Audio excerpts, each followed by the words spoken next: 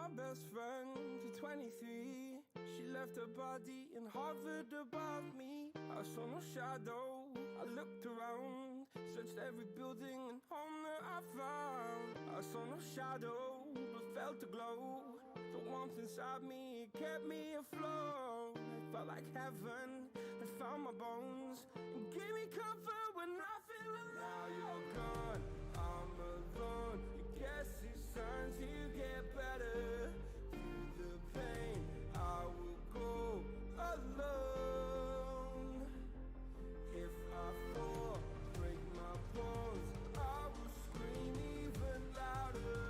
'Cause I'm not dying alone. I lost my best friend to 23. She left her body and hovered above me.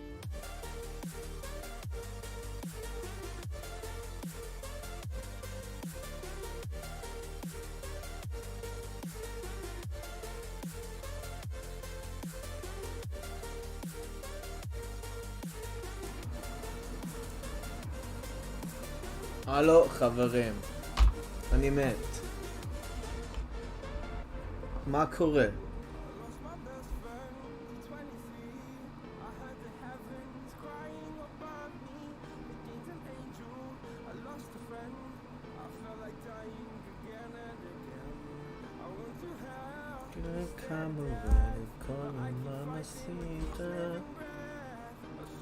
מה, ניתן איזה משחק שניים בפוטצ עד שיתחילו המשחקים של הזה? יובל מעניינים אחי, מכבי הכל טוב אחי. ברנס מה קורה? אורייט, אוקיי.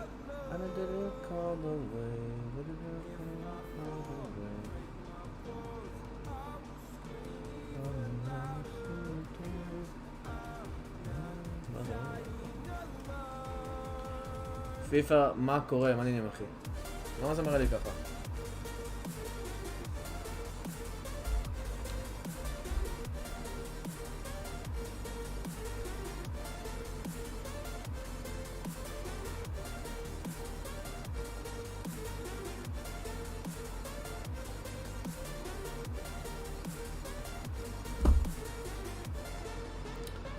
אני בווילה בצפון עם בריכה וזה חום. וואלה מפחיד וילה. מפחיד. מקווה שנהנית. פנן. למה זה מראה לי ככה?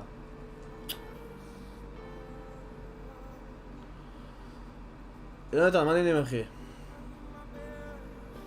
מפציץ השבוע יצחק? למה מפציץ אחי? באיזה בחינה?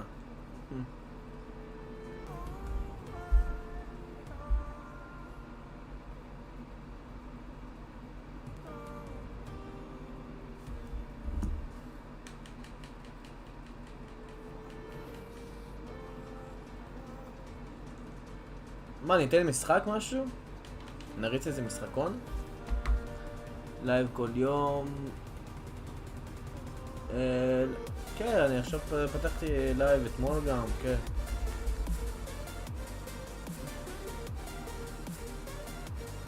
אורס את דנילו, לא. אני רוצה לתת את ריברי, כמה ריברי עולה ב-SBC? כמה ריברי עולה ב-SBC? מישהו יודע?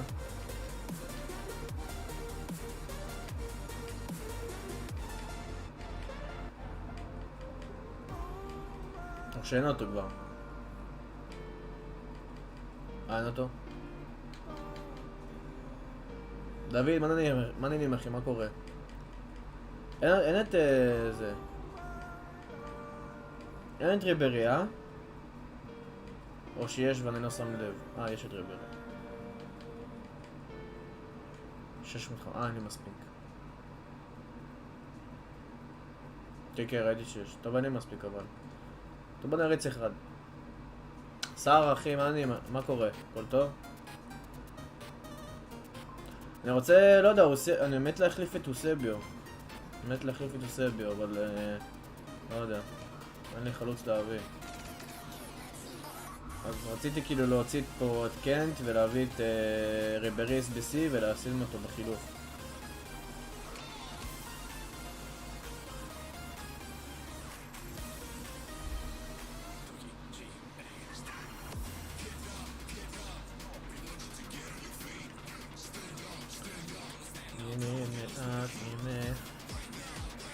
איך יהיה הגיימפליי? מה זה הלנציציה הזה?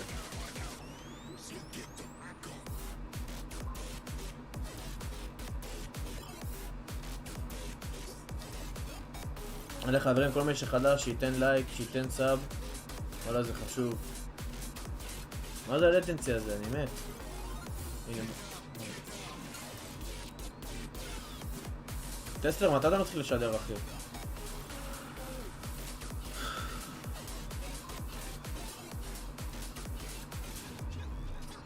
פדן אמר שיש משהו עם הלטנציה?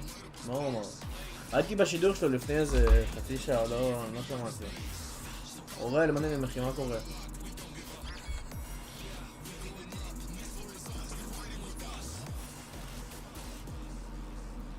יש בעיה עם הלטנסי? מה זאת אומרת? כאילו לא אפשרי לשחק?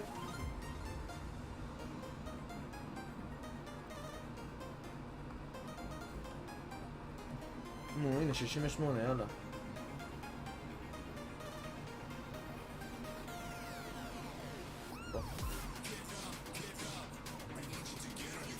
גלת הסראי טוב וידל. שמתי שירים נו קורפירייט שלא יעשו בעיות, אז אם זה שירים מבאסים אז אני מצטער על זה. אתה מעדיף מודריץ' על דיונג? כן.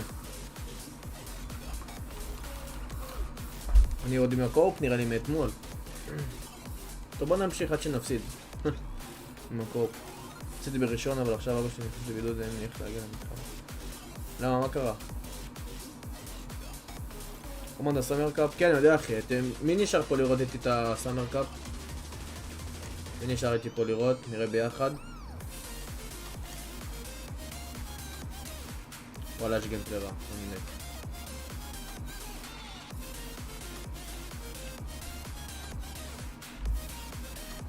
אתה רואה? יש גיימפליי רע. אני... יפה מאוד. תראו כל מיני. לא.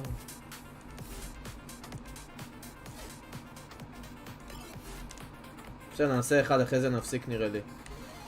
אחרי זה נפסיק. אם ננצח, אם נפסיד, נפסיד. עם כל הכבוד למוזיקה שאתם מאזינים לה, בתכלס אין על הפלייליסט של הטבע. עשו עכשיו מימי מטמון ותיהנו מכניסה חינם ל-60 גנים לאומיים ושמורות טבע ואין ספור חוויות משפחתיות. מינוי מטמון, 60 ימים של חופש גדול, 60 אתרים בכל הארץ. לא הספקתם הכל? בקטנה. שלנו. המינוי הוא לכל השנה. לפרטים ולרכישה ייכנסו לאתר וואו איזה פס, תשמעו איזה גיימפליי רע, אני מת. אני מת. קל לה שאחרי זה מפסיקים, קל. קל.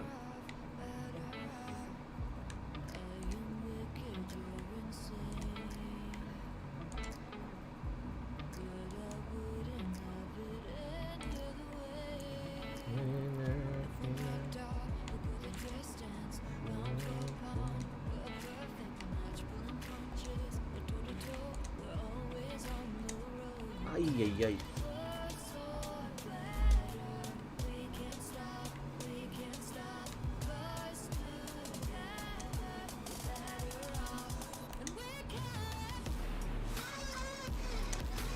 יש. וואי, ראיתם? מישהו ראה את המשחק של פרינצפה נגד דולן מייק? מישהו ראה? אני כבר סגרתי את השידור כבר כי הייתי מת מרעב וקצת הייתי עייף, אז סגרתי את השידור אז ראיתי כאילו לבד. מישהו ראה את המשחק של דולן מייק ופרינצפה, איך הוא חזר לו מ-3-1 ל-4-3. והשנה זה קשה לחזור מפיגור ככה בדקות האחרונות, במיוחד שמניים. דולן מייק התחיל להניע שם הרבה, אבל וואלה חזר יפה.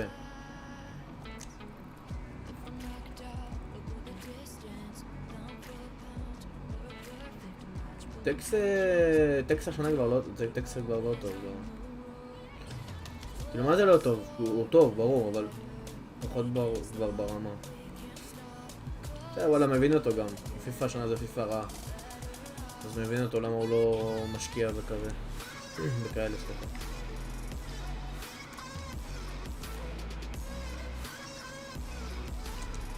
תגיד, אני לא יודע... אנשים פה בצ'אט שאתם משחקים. אתם לוחצים הרבה נגיד על השליחה עם המשולש עם R1 או משולש רגיל? אני לא יודע, אני לא כל פעם אני מגוון, פעם כאילו רגיל, פעם עם R1. ואני לא יודע מה יותר טוב. יו, זה גיימפלי רע.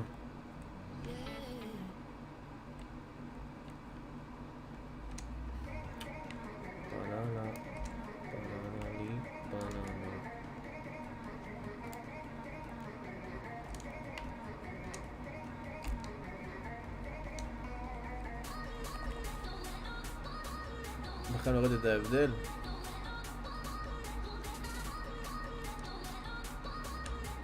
הבדל בין מה למה? בין R1 ל-R1 לרגיל?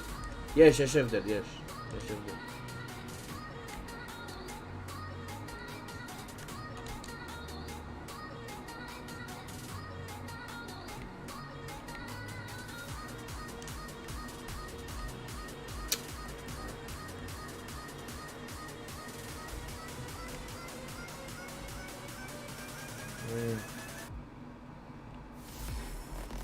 איזה גול מתפרצת.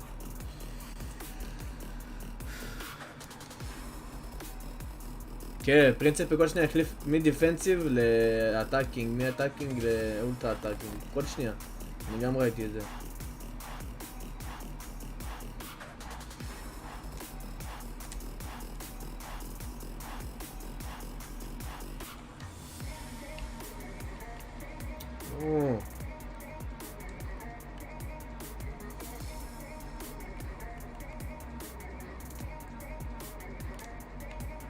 זה הפייק שוב. לא הבנתי בלמה, ואני גם לא הבנתי אחי, לא יודע, אולי זה טקטיקס שהוא כאילו כל שנייה מחליף והוא מאמין בזה, לא יודע.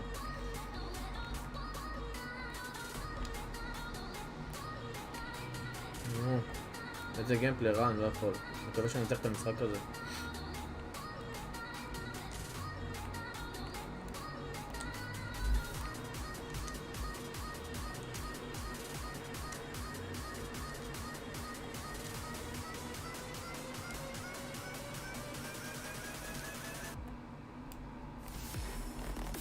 יואו.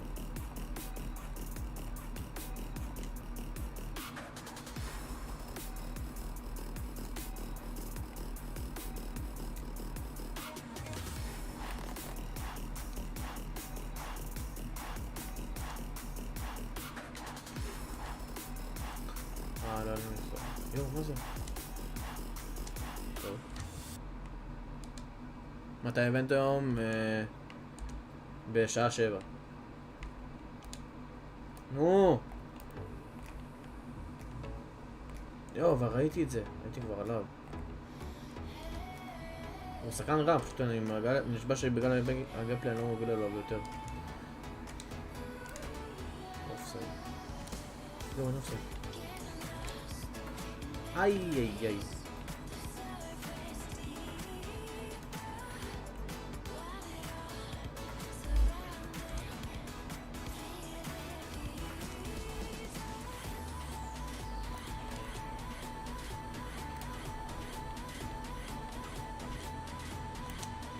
וואי, מה פה בו?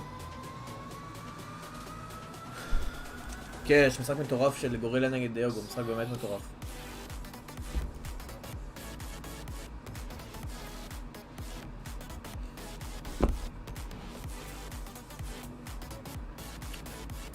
כמה אתה? אני 10-0 אחי. זה אותם טקטיקס. כאב לי על מוטי טקה אתמול. וואי, שמרת אותי עם מוטי טקה.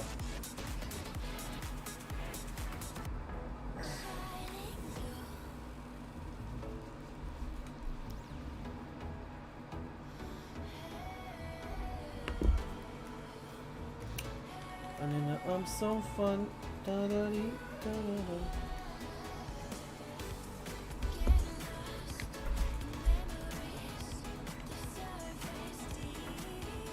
מאוד לא נהנים לכם מה קורה. איך הייתה ארוחת בוקר עם שולמן? אבל לא הייתי איתו בארוחת בוקר אחי. אני מת.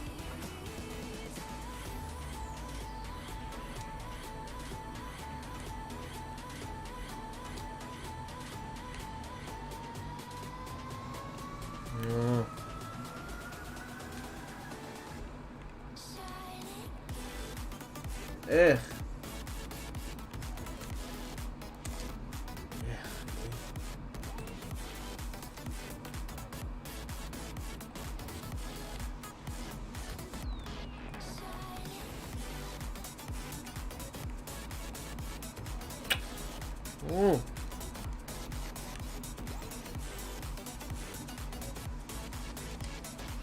יהיה פה גול, נו, ברור.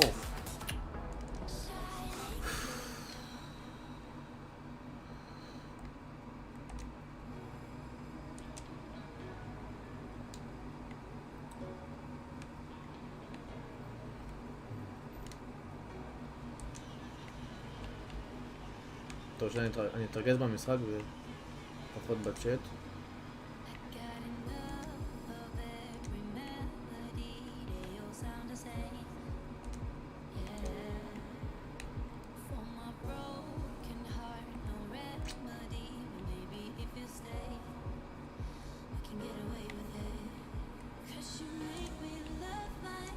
אם הפסיד לו זה באסה.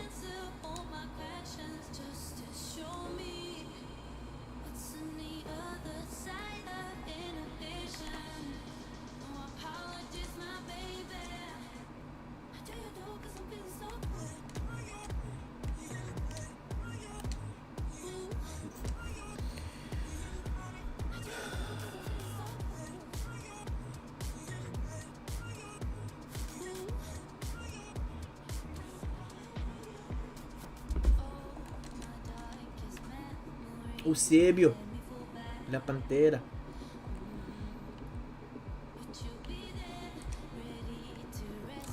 אני לא אוכל עם הגיימפלי הזה, אלוהים, איזה מגע. תן לו. טוב.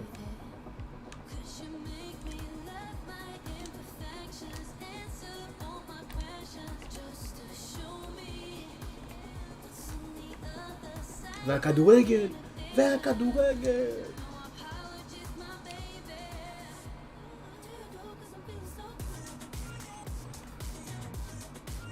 זה יפה אמבפה אדום.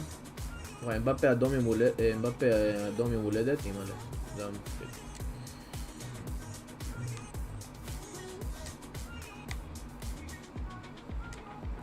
לא, קיקו.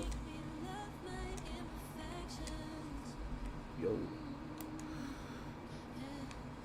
פוגבה, לא, פוגבה לא יבוא.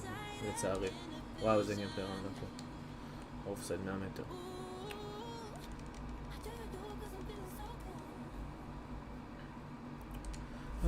I'm so fun.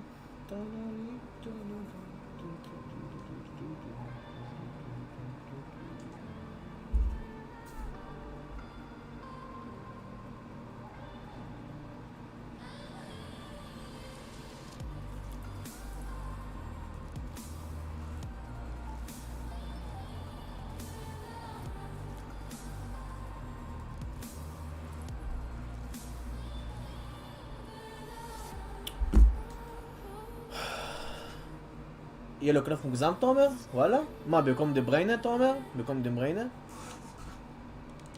במקום דה בריינה או מישהו אחר? או מודריץ'? וואלה, הגיימפלי נוראי, כן. יואו, שנעסקתי אותו. שלי! טוב, דה בריינה. אבל דה בריינה טוב, מה, אני לא אוותר עליו, זה רק לא היה על מודריץ', אבל מודריץ' אני חייב אותו בגלל החיבור למיליטאו ומנדי. יואו, מה זה לחץ שהוא עושה?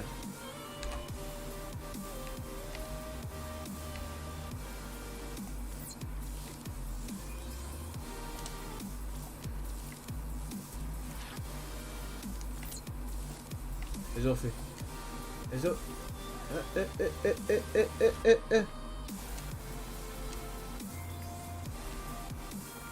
איזה כדורגל. תאמר אני מת, כזה קרוק. אין אחי, אני אומר לך, יש לי פוטנציאל טוב עם המצלמה הזאת. גול. גול. גול! פו פו פו!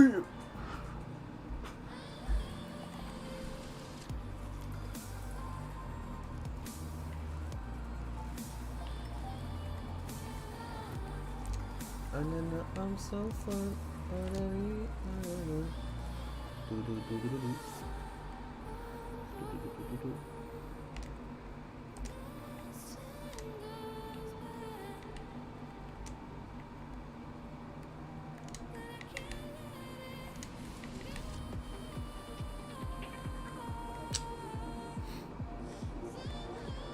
אני מת.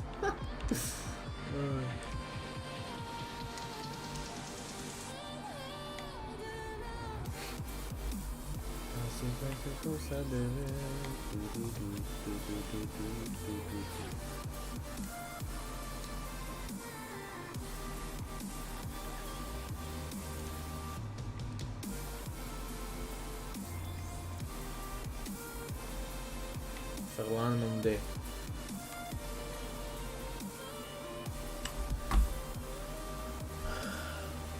מה 200 אחי?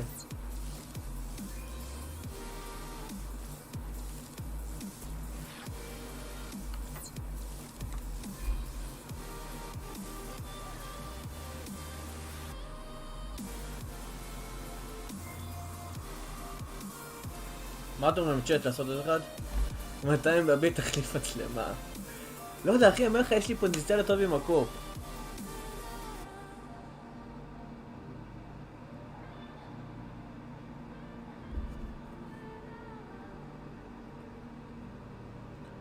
סבבה, אין בעיה כאילו, אבל אם הוא לא ירצה לבוא איתי או משהו, כאילו, אז מה לעשות? לא להתחיל? כן, 11-0. אני 11-0, נכון? אני לא טועה. לא להתחיל?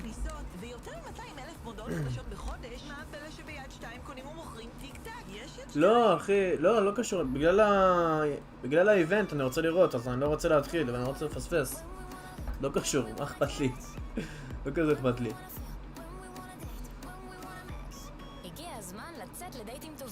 אבל נראה לי יש לי זמן לעוד אחד, אתם יודעים? כאילו זה נראה לי לא מתחיל ב7 בדיוק, זה נראה לי 7:15 מתחיל, משהו כזה. 7:20, כמעט בטוח.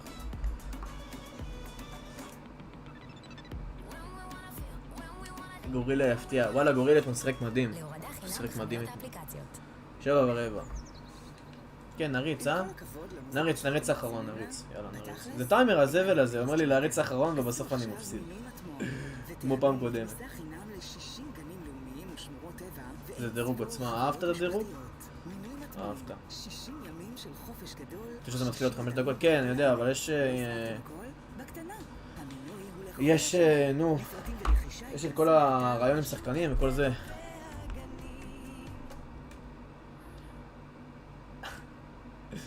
חבל שרייזק יפסיד אתמול. כן, וואלה, אתמול הגיע לו לפחות להגיע לטקו אתמול עם איתן. כי הוא באת פעם אחת לקורה ופעם אחת הוא עושה ביובט לו על השוער. במצב טוב כאילו.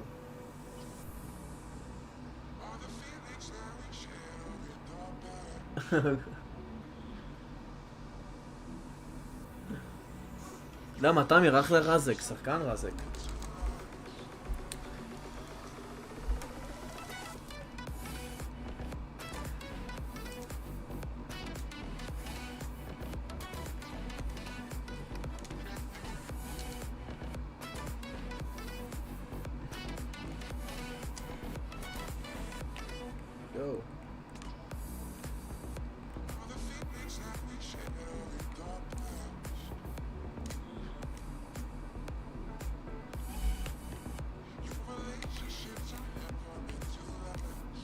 איי, נו.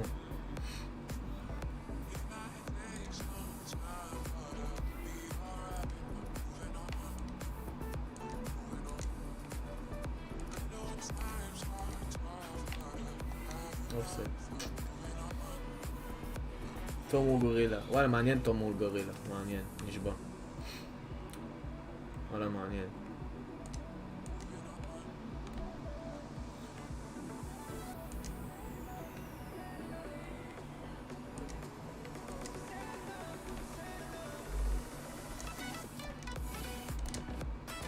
זה לא באת לי, זה דיליי.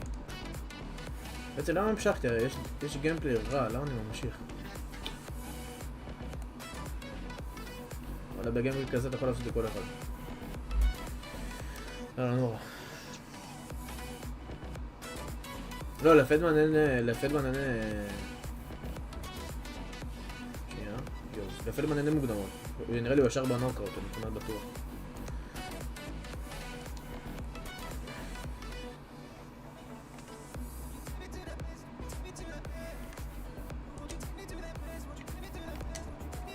זה יופי.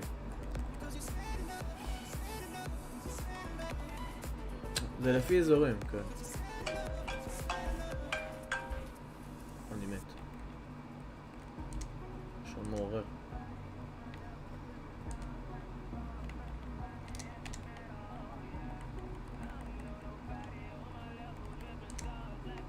לא, המטרות שלי נסעתי על הסרטן.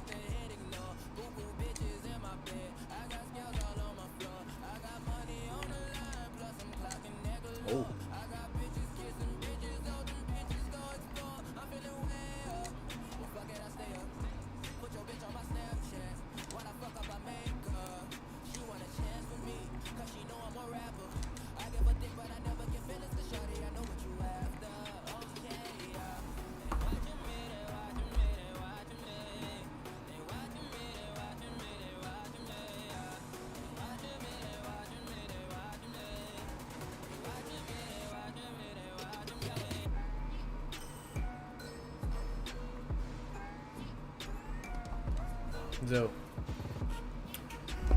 הייתי צריך שנייה להיות בטלפון, זהו.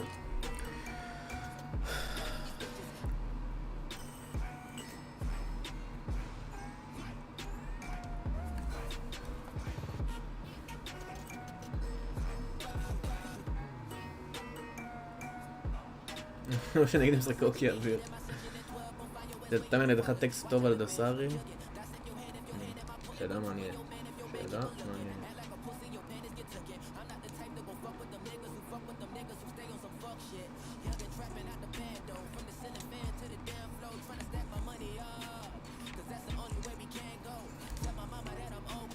איזה יופי. איזה יופי. דסארי מטורף, מה? דסארי אלוף עולם פיפא 18 ושחק גם בגרנד פיינל, ודסארי גם אלוף עולם באקסבוקס בשנה שעברה. כאילו מה, איך אפשר להגיד שהוא שחקן לא טוב? כאילו לא טוב, סליחה, כאילו איך אפשר להגיד שזה לא קיק אוף? מה? מה זה כדור שואל?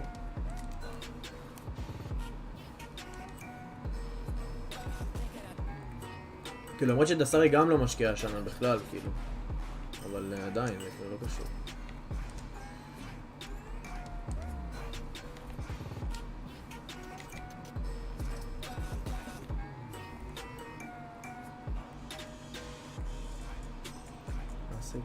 Comme ça, bébé.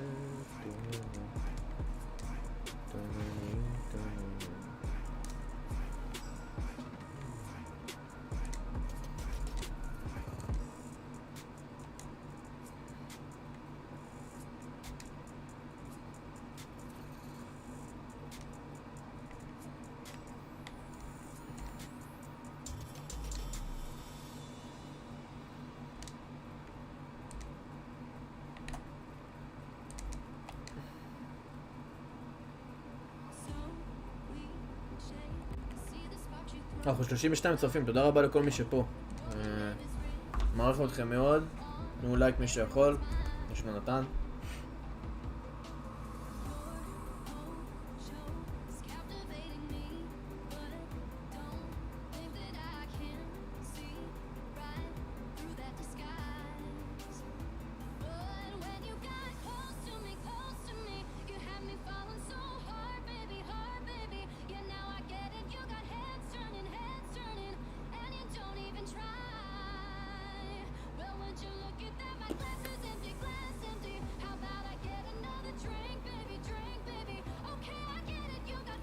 וואלה, אני יכול לבוא בסוף, אבל ראיתי שאתם כבר עשיתם...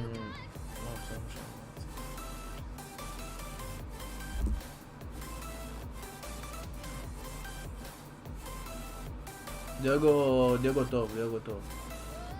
כשטקסט רוצה הוא רמה מעל כולם.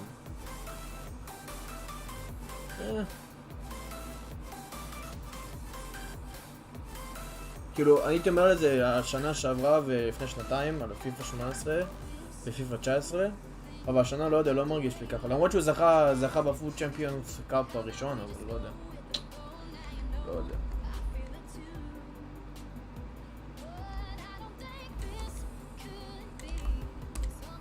מה, נריץ עוד אחד או לא? בוא נקרא, אני נכנס שנייה לטוויץ' לראות מה הלו"ז שם בשידור.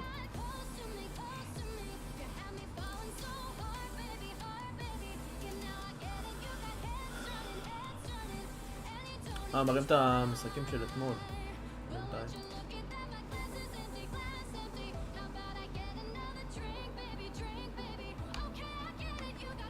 אפשר להריץ אתה אומר?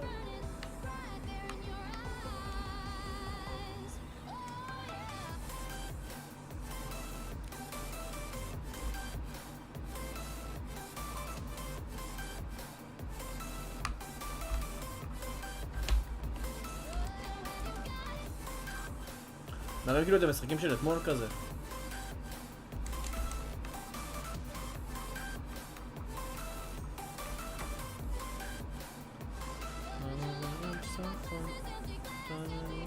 טוב, אני אעשה עוד אחד, יאללה עוד אחד. בסוף יצא לה איזה פרו. מליט.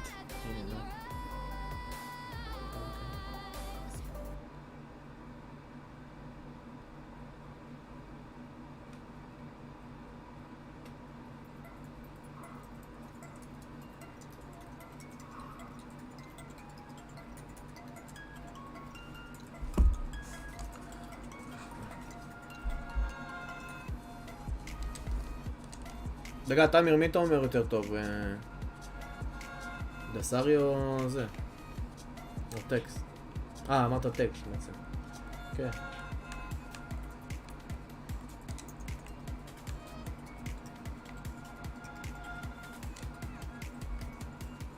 יואו. כן, ראיתי שרשמת את הטקסט, תמיר. שמע, לא יודע מה להגיד לך, כאילו... לא יודע. קרה קשה.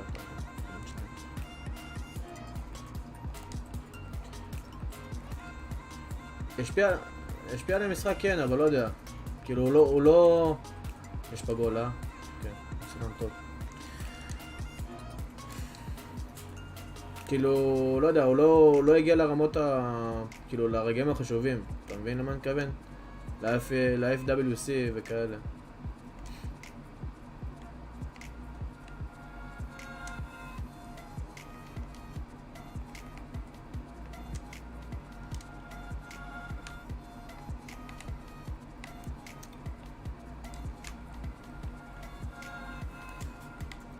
סגן טוב.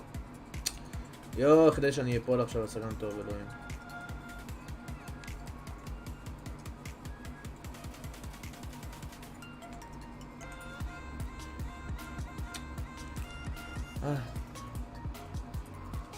דוסטרי מושחת. מה שעשה לך בתחילת שנה? אני זוכר מה שאמרת. מה? להפסיד ככה בזה. הנה, נו. מה זה? עשיתי למגן.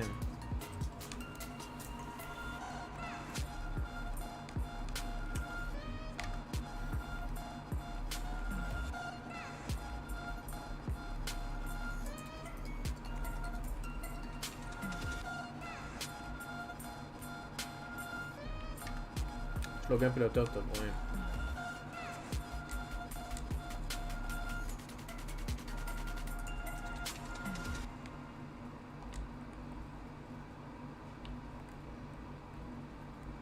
אני לא יכול לזוז. אני לא יכול לזוז.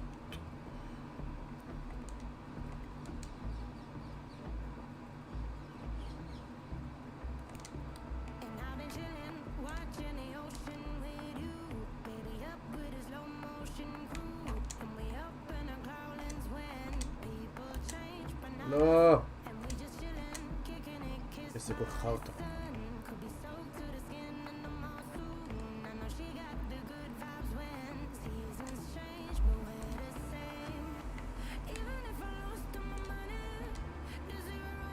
אדום, יש. חשוב האדום, חשוב. יאללה, קדימה. נזלזל לנו על זה. בוא ניתן לו פה גול. לא.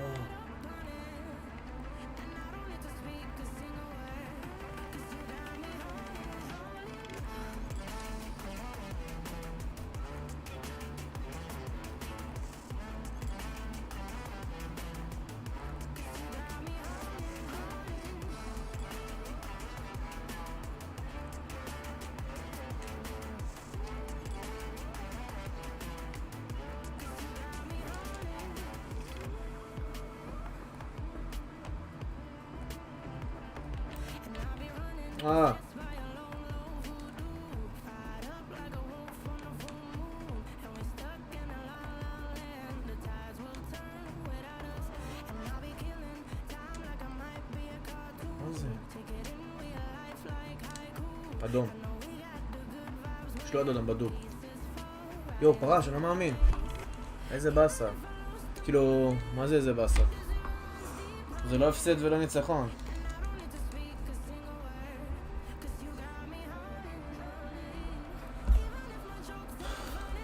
לא, אני אעשה לך, אני אעשה לך.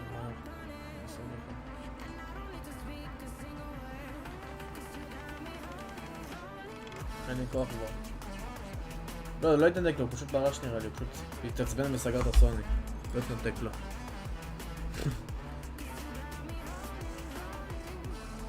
ולא, תתחיל. למה? יש משחק, יש משחק? עוד דקה. שנייה. מי משחק ראשון?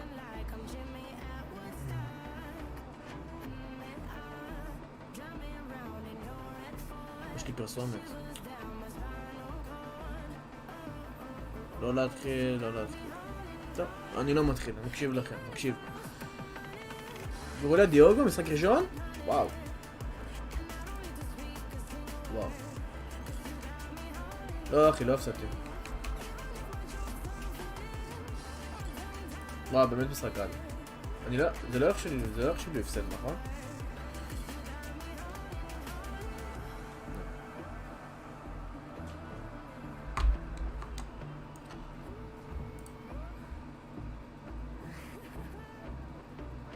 דיוגו, כן, הוא היה נראה כזה, אדיש כזה למשחק.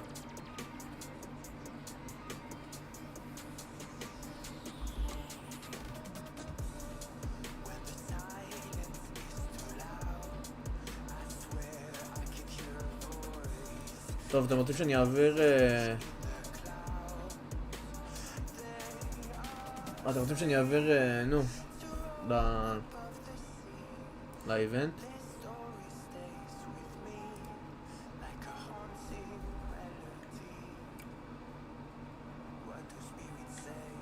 למה זה מראה לי זה?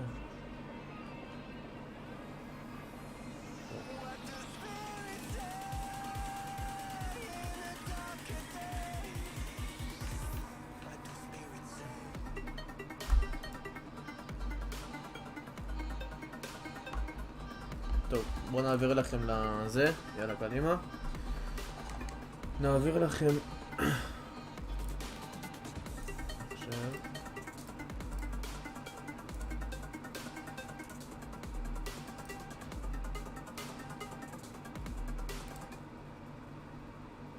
which title or which year that you're really going to detail. All right, fair point. Now, for me, with Gorilla being back in the scene and being talked about in a real way, I liken it almost to Manchester United in the Premier League, right? The Premier League is better when Manchester United is good. Do you feel the same way, Spencer, that we need Gorilla back in the competitive scene in a real way? Personally, I feel the Premier League is best when West Ham are good, but that never happens. I completely agree. Listen, this tournament or any series of events, כי אם אני אשים פה את הפייסקאם אחי אז ability, but also the best players in terms לא of רוצה שזה יפריע support לכם fan לראות. base, and Gorilla is definitely at the top of both of those kind of measurements. You know, he's got a huge support from the stuff he does online. He makes great content, streaming and stuff as well, and people can watch him and see what he's doing. So it's definitely better for everyone involved in FIFA esports if Gorilla is playing his best. And yesterday he looked right back at it. Well, speaking of Gorilla, we got to spend some time with him recently. Check this out.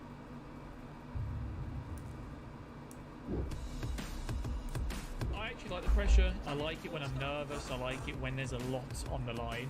I feel like my game goes up another level. This is beautiful from Gorilla! I'm Spencer Ealing. I'm 23. I play for Neo and I go by the name Gorilla in game. Well, Suarez, he's not going to miss that one! איזה רגע זה היה שנצא וגיטו, I would say I'm a very intense player. I take a lot of things seriously. I never want to lose, whether it's division rivals or whether it's a FUT Champs Cup or if it's an online tournament. I like to have a big stake on in terms of the game. So, you know, if it's a final of a tournament or if it's a qualifying game where it's like the last game of the יופי, qualification. פיפא 17 זה משחק זה היה. I thrive in those situations, you know, FIWC when I won in 2017, a lot of money on the line, the world title on the line. Gorilla is the 2016 הנה שון אלן. World יאללה. Favourite FIFA item of all time. Oh, Finn remembers back in הוא יגיד בולאסי, הוא יגיד I בולאסי. played FIFA 16, 83 no, Griezmann, or also known as Greasy Griezmann back in the day. He just done everything. He was so agile, his skill moves were sharp, and his finesse shots near post were just the best. dispossesses Dito. Most memorable goal I've ever scored. First one that comes to mind was when I scored with Ruud Gullit at FIWC, the grand final. אני פה הסתכל עליו, ראיתם פה הוא הסתכל עליו על חולת. Watching the game. I remember when I scored, I did the little finger wag because I saw him in the front row. I was very pleased that he let me score a goal. Best pro player in FIFA 20. I'd have to probably say lyrics. I played lyrics online in warm-up games and played lyrics in qualifiers. And he goes under the radar a little bit. Very good player, very hard to play against, and he grinds the game out a lot. Coaching Dossery last year at FEWC was it was a weird feeling because I wanted to be there and obviously watching other people compete, it was like I wish I was there. So I actually really enjoyed coaching Dossery. Again, you know, he's a crazy player. I would like to think that I did give him some kind of help and a bit of an advantage going forward, just analysing his gameplay, kind of just telling him what I think he needs to do and what he needs to remember to do in game. Rondo, that's a great ball over the top for Ronaldo. Get a parry, it's got to be. What I'm looking forward to in the FIFA 20 Summer Cup Series. Good competition, really. I'm looking forward to competing. It's just always the first thing on my mind. I want to play with the pros. I just want to prove that I am the best. It's not going to be easy, but one game at a time, and I'm confident we can win the actual whole tournament. איזה רגע, יאללה, איזה רגע. And guess what? We get to see Gorilla again today, as you'll see right here in today's וואו, זה schedule. משחקים? Diogo is going to take on Gorilla first, and then we'll have Ethan versus Principe. And then Maestro, who's been waiting in the wings, is going to take on the winner of the first match, and Oli Boli is waiting for the winner of Ethan versus Principe. So a nice slate of games today, guys. Of the four names of the first two matches, Spencer, I'll start with you. Who do you think, given what you saw yesterday, only in day one, not the history, not everything they've accomplished in the past, who do you think is really locked in and is going to do well today? Yeah, well, obviously two of the guys we haven't seen yesterday, Maestro and Oli Boli, and I think we've got to back them to go. מה אומר על מאסטרו? מאסטרו מטורף. הוא כל שנה בטופ לבל. His dismantling of his opponent yesterday, Uma, was pretty convincing, not just because of what he did, but because of how highly tipped Uma is himself, and his defense is supposed to be some of the best. That's why I think this game against Diogo נגד גורילה נגד מאסטרו? וואו, איזה Gorilla משחק. said that he thinks Lyrics is the best player at FIFA 20. Well, guess what? Diogo just beat Lyrics, and now Gorilla's got to play Diogo, so that's going to be a great match. So, Mike, are you going to ride Spencer's coattails and say Gorilla as well, or which way are you going? I don't want to do any coattail riding today. I'm going to try to stay away from that. So I'm going in a different direction. I think Principe making this comeback and to win yesterday, I think he's going to carry that momentum into today and be able to get a result. Also push that Italian narrative. I love that August brought up yesterday the respect that Principe has in the professional community from an integrity standpoint, from a gameplay perspective, especially if you're dating back to FIFA 17. So it's nice to see him back in the scene and making a run right now in FIFA 20. All right, those were both very good choices. We're going to take our first break, everyone. The first match of the day is coming up right after this break. It's Sporting Clube de Portugal's Diogo taking on NEO's Gorilla. So don't go anywhere. אחלה משחק. כן, מאסטרו נגד גורילה איזה משחק אימא'לה, טירוף. כן, אוהד, אחי, אני בשידורים שלו. אני גם בשידורים שלו מדי פעם. אני דקה מגיע, הולך להביא לי איזה משהו.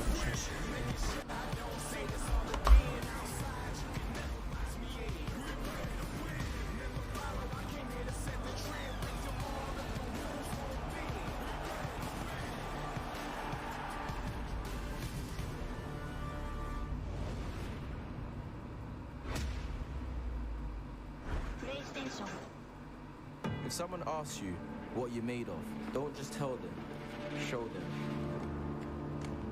Show them that you're made of proving the doubters wrong. Show them you don't have to raise your fists to beat your enemies. Show them you're stronger when you stand together. And show them, whoever you are, you stand shoulder to shoulder against all forms of prejudice. Because when we show our best side, we don't just play the game, we change it.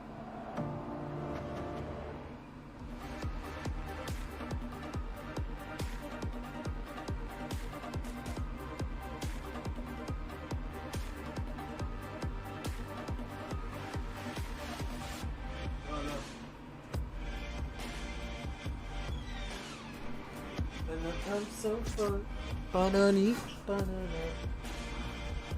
כן, אני עושה משחקי צופים מדי פעם.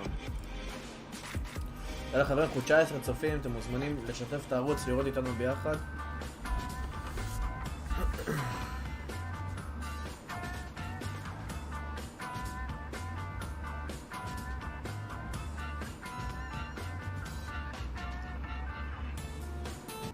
If someone asks you what you're made of, don't just tell them, show them. Show them that you're made of proving the doubters wrong. Show them you don't have to raise your fists to beat your enemies. Show them you're stronger when you stand together. And show them, whoever you are, you stand shoulder to shoulder against all forms of prejudice. Because when we show our best side, we don't just play the game. קוראים לו, כן, זה איתן, מה? אין לך משהו אחר להגיד.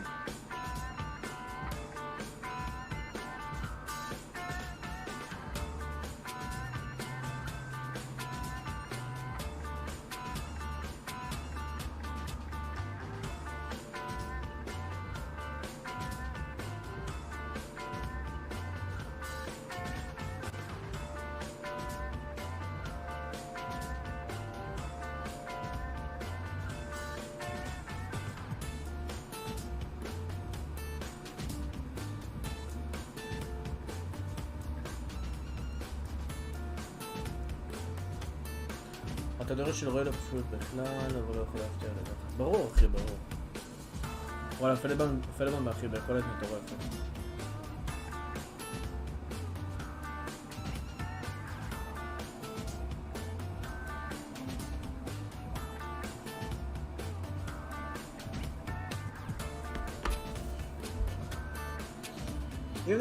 אם נגיד הייתי גם כאילו באיבנט הזה נגיד, או משהו, הייתי נגיד משחק מהבית.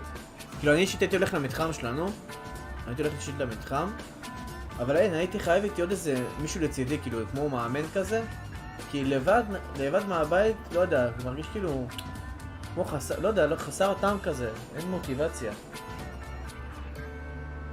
כן רואי אחי, אני זוכר אותך מאתמול. כן אחי.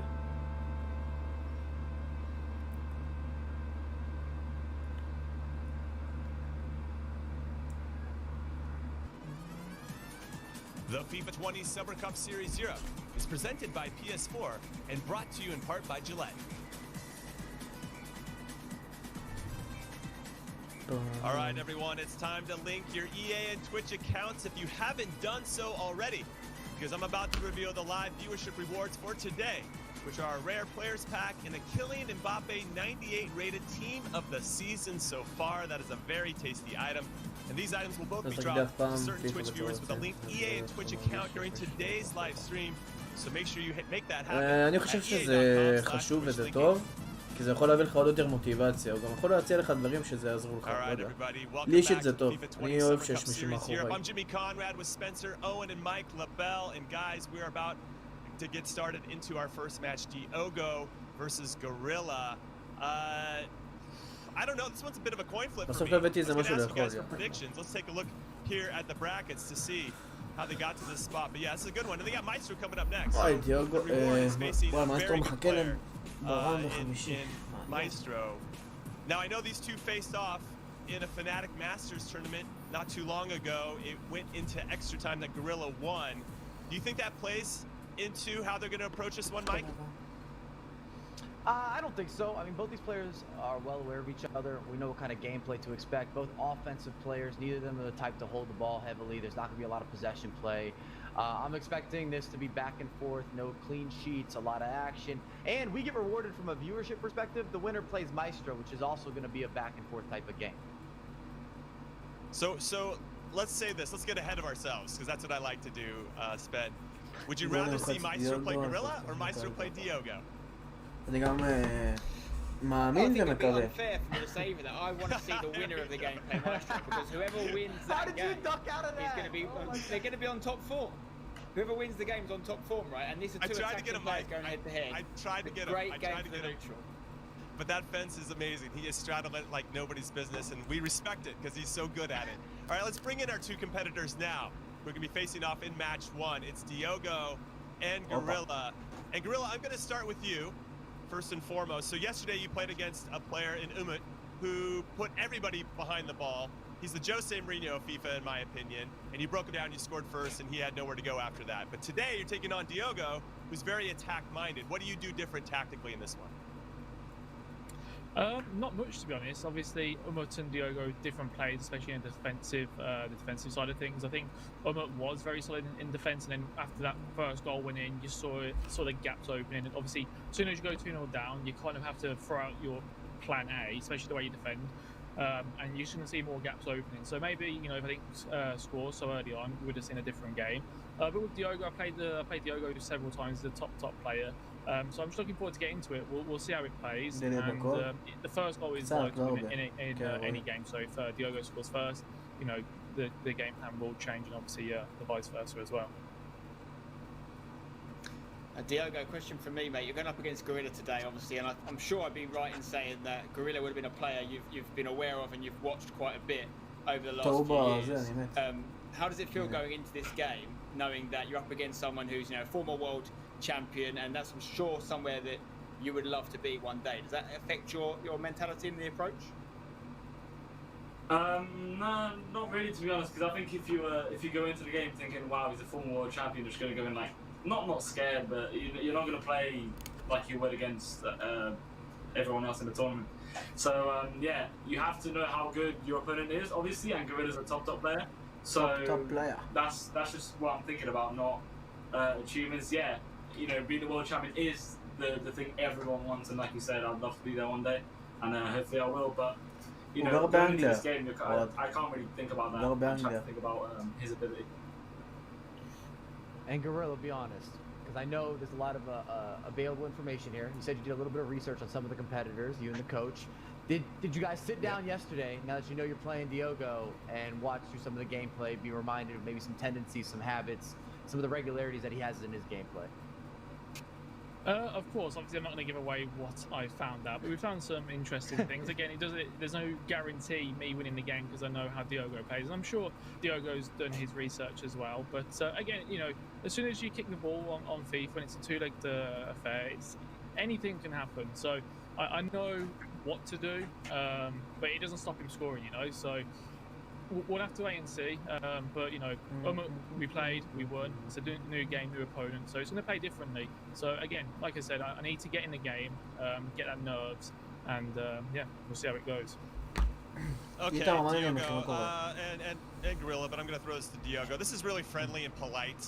Can we get some trash talk, Diogo? Can you just throw something at Gorilla so we can get this going? No. I don't know what to say.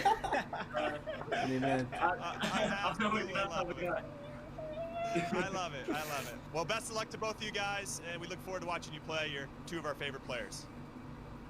Thank you. All right. Diogo and Gorilla. Now, when they kind of slide off the screen, there we go. Let's get to your predictions. Spencer, I'm going to go with you first. I want to see how you wiggle your way out of there.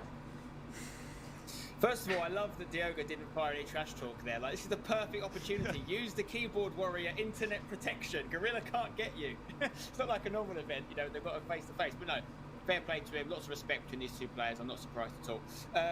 Predictions-wise, I'm going to have to... I actually think they're very similar. I think we're going to have a great game to watch. I'm going to edge it one way, and I'm going to go with Gorilla. חשבתי שזה Purely off כופה. experience, but I feel a little bit bad because I sort of edged it with lyrics yesterday over Diogo. I'd be happy to be proved wrong. מה, נסגור את But you asked הסוני? me לא for יודע. one. My bum's hurting because his fence is very pointy, so I'm going to go with Gorilla. Nice. That's nice to see you get off that. כן, אירן, זאת הרשמת. לא ידעתי שאתה פה, אחי. לא ידעתי שאתה פה. It's a pointy fence. Anyway, you know what I'm trying to say. Mike, your turn.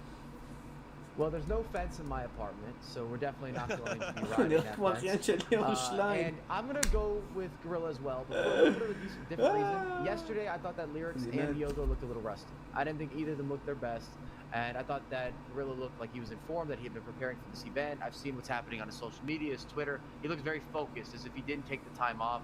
You see that he's doing research. I think he cares more.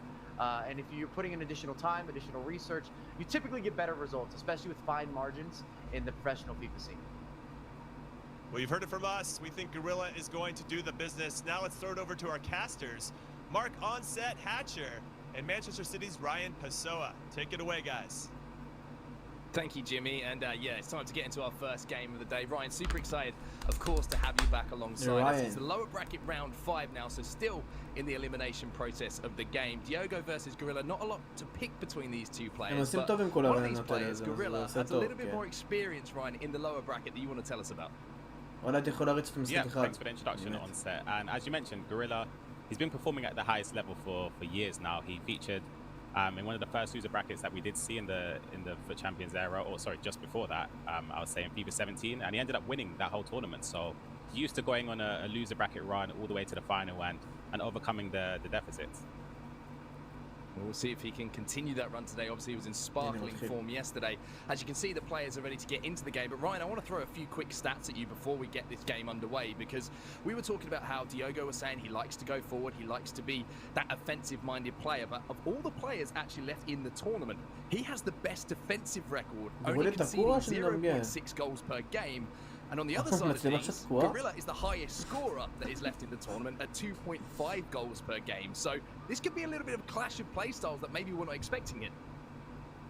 Definitely, and as Gorilla mentioned yesterday, and he echoed it again today, his confidence going into the game is quite high. We know how Gorilla is. He seemed calm, he seemed relaxed. Alongside Diogo as well, who also seemed calm, but yesterday in that performance against Lyrics, he done well to get the victory, but he did give up a few goals to Lyrics. If you give those goals up against Gorilla, he's going to take advantage, and before you know it, you could be a couple goals down, and it's harder to come back into the game. Well, here we go then, ladies and gentlemen. The game is underway. You can see it here, the first game of the day, and it's going to be Diogo here shooting from left to right, and it will be Gorilla in the red kit.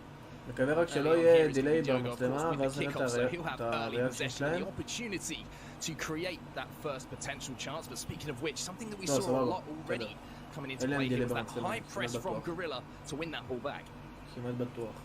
I think the key for Gorilla here with his play style is he's quite fast-paced. He likes to transition as soon as possible. He gets the ball in defense, whether he forces the opponent to make a mistake or he just wins it back with high pressure. He likes to transition as soon as possible. Players flooding forward, trying to develop as many options going forward to create that goal scoring opportunity. We'll have to see if Diogo decides to stick with the 4-2-3-1 today, or if he does opt for that 4-4-2 that he did have some success with yesterday when he changed to it, or if he's going to keep that as a weapon to have in that back pocket. But Gorilla now with the first real chance to get into this final third, but well defended here by Diogo on the far side, so it'll be a throw-in here to Gorilla. Going to go back inside here to Bullet, who will link up the pieces as Jiong now steps forward, and a little bit of a chance potentially going to be created here by Gorilla, trying to be patient, and you can already see the concentration levels that have to go into this defensive play here from Diogo as Gorilla is trying to pull the defenders out, and he finally manages to find that ball into and gets it around the corner, and the patience was almost enough to pay off with the first goal of the game, and a big save coming out from the goalkeeper. I noticed this yesterday as well when Gorilla made a little lob passes inwards, which just drags the centre back out of position. Well, and there is going to be the first goal of the game, and speaking of Gorilla's pressure, it does turn into that first goal, and Ryan's set pieces again seem to be so vital for players at this stage in FIFA 20, and you can see Gorilla, he's worked that position so well. It's something that he knows where if he can get that space on the edge of the box just to work it back inwards, it's almost a free chance at goal, and if you're if you're Diogo in that sense, you don't move the goalie the right way, you mistime a tackle, or Gorilla just does well in that situation as he just did. It's, as I say, it's a free goal scoring opportunity, and Gorilla took the chance to go 1-0 up. Fantastic finish from Gorilla, but Diogo here with a chance of his own, and he strikes the upright. Almost caught everyone off guard there with that snapshot away, but with the pace that was put on that ball, it ricocheted back. Luckily for Gorilla as well, didn't fall to the feet of an on-rushing striker. Diogo answering back almost immediately here and keeping that pressure on. Little roulette here from Zidane. You can see the run off of him from Eusebio, I believe that was making that run, but just couldn't quite connect that lofted pass into it. Something from Diogo where he started off, I believe he's using the 4-4-2 again, contrary to yesterday where he started off with the 4-2-3-1. You can see how fluid he is going forward. He created that chance instantly. His players are in positions where he's used to them being in, whereas when he uses the 4-2-3-1, again, it's even though no matter how much you practice it, how you change your instructions, how do you tailor it to try and create opportunities, he just seems more natural. I have to agree with you. It seems that those patterns are a little bit more ingrained in the brain, so to speak, with that 4-4-2, and now he's going to be using those two strikers here to try and interchange some passes as R9's going to drop deep, a little heel-to-heel here from Hullet, trying to buy some space. Gorilla trying to stay nice and compact in defence, but Diogo, once again, keeping that pressure on, gets a little bit fortunate here with the ball falling back to R9. And we saw the Brazilian strike one from distance yesterday, but it's going to be Zidane this time, who forces the save from the goalkeeper. Again, with his calm approach going forward, the correct decisions on the edge of the box. I believe that was the correct decision anyway. It's just a fortunate save from Gorilla's goalkeeper there.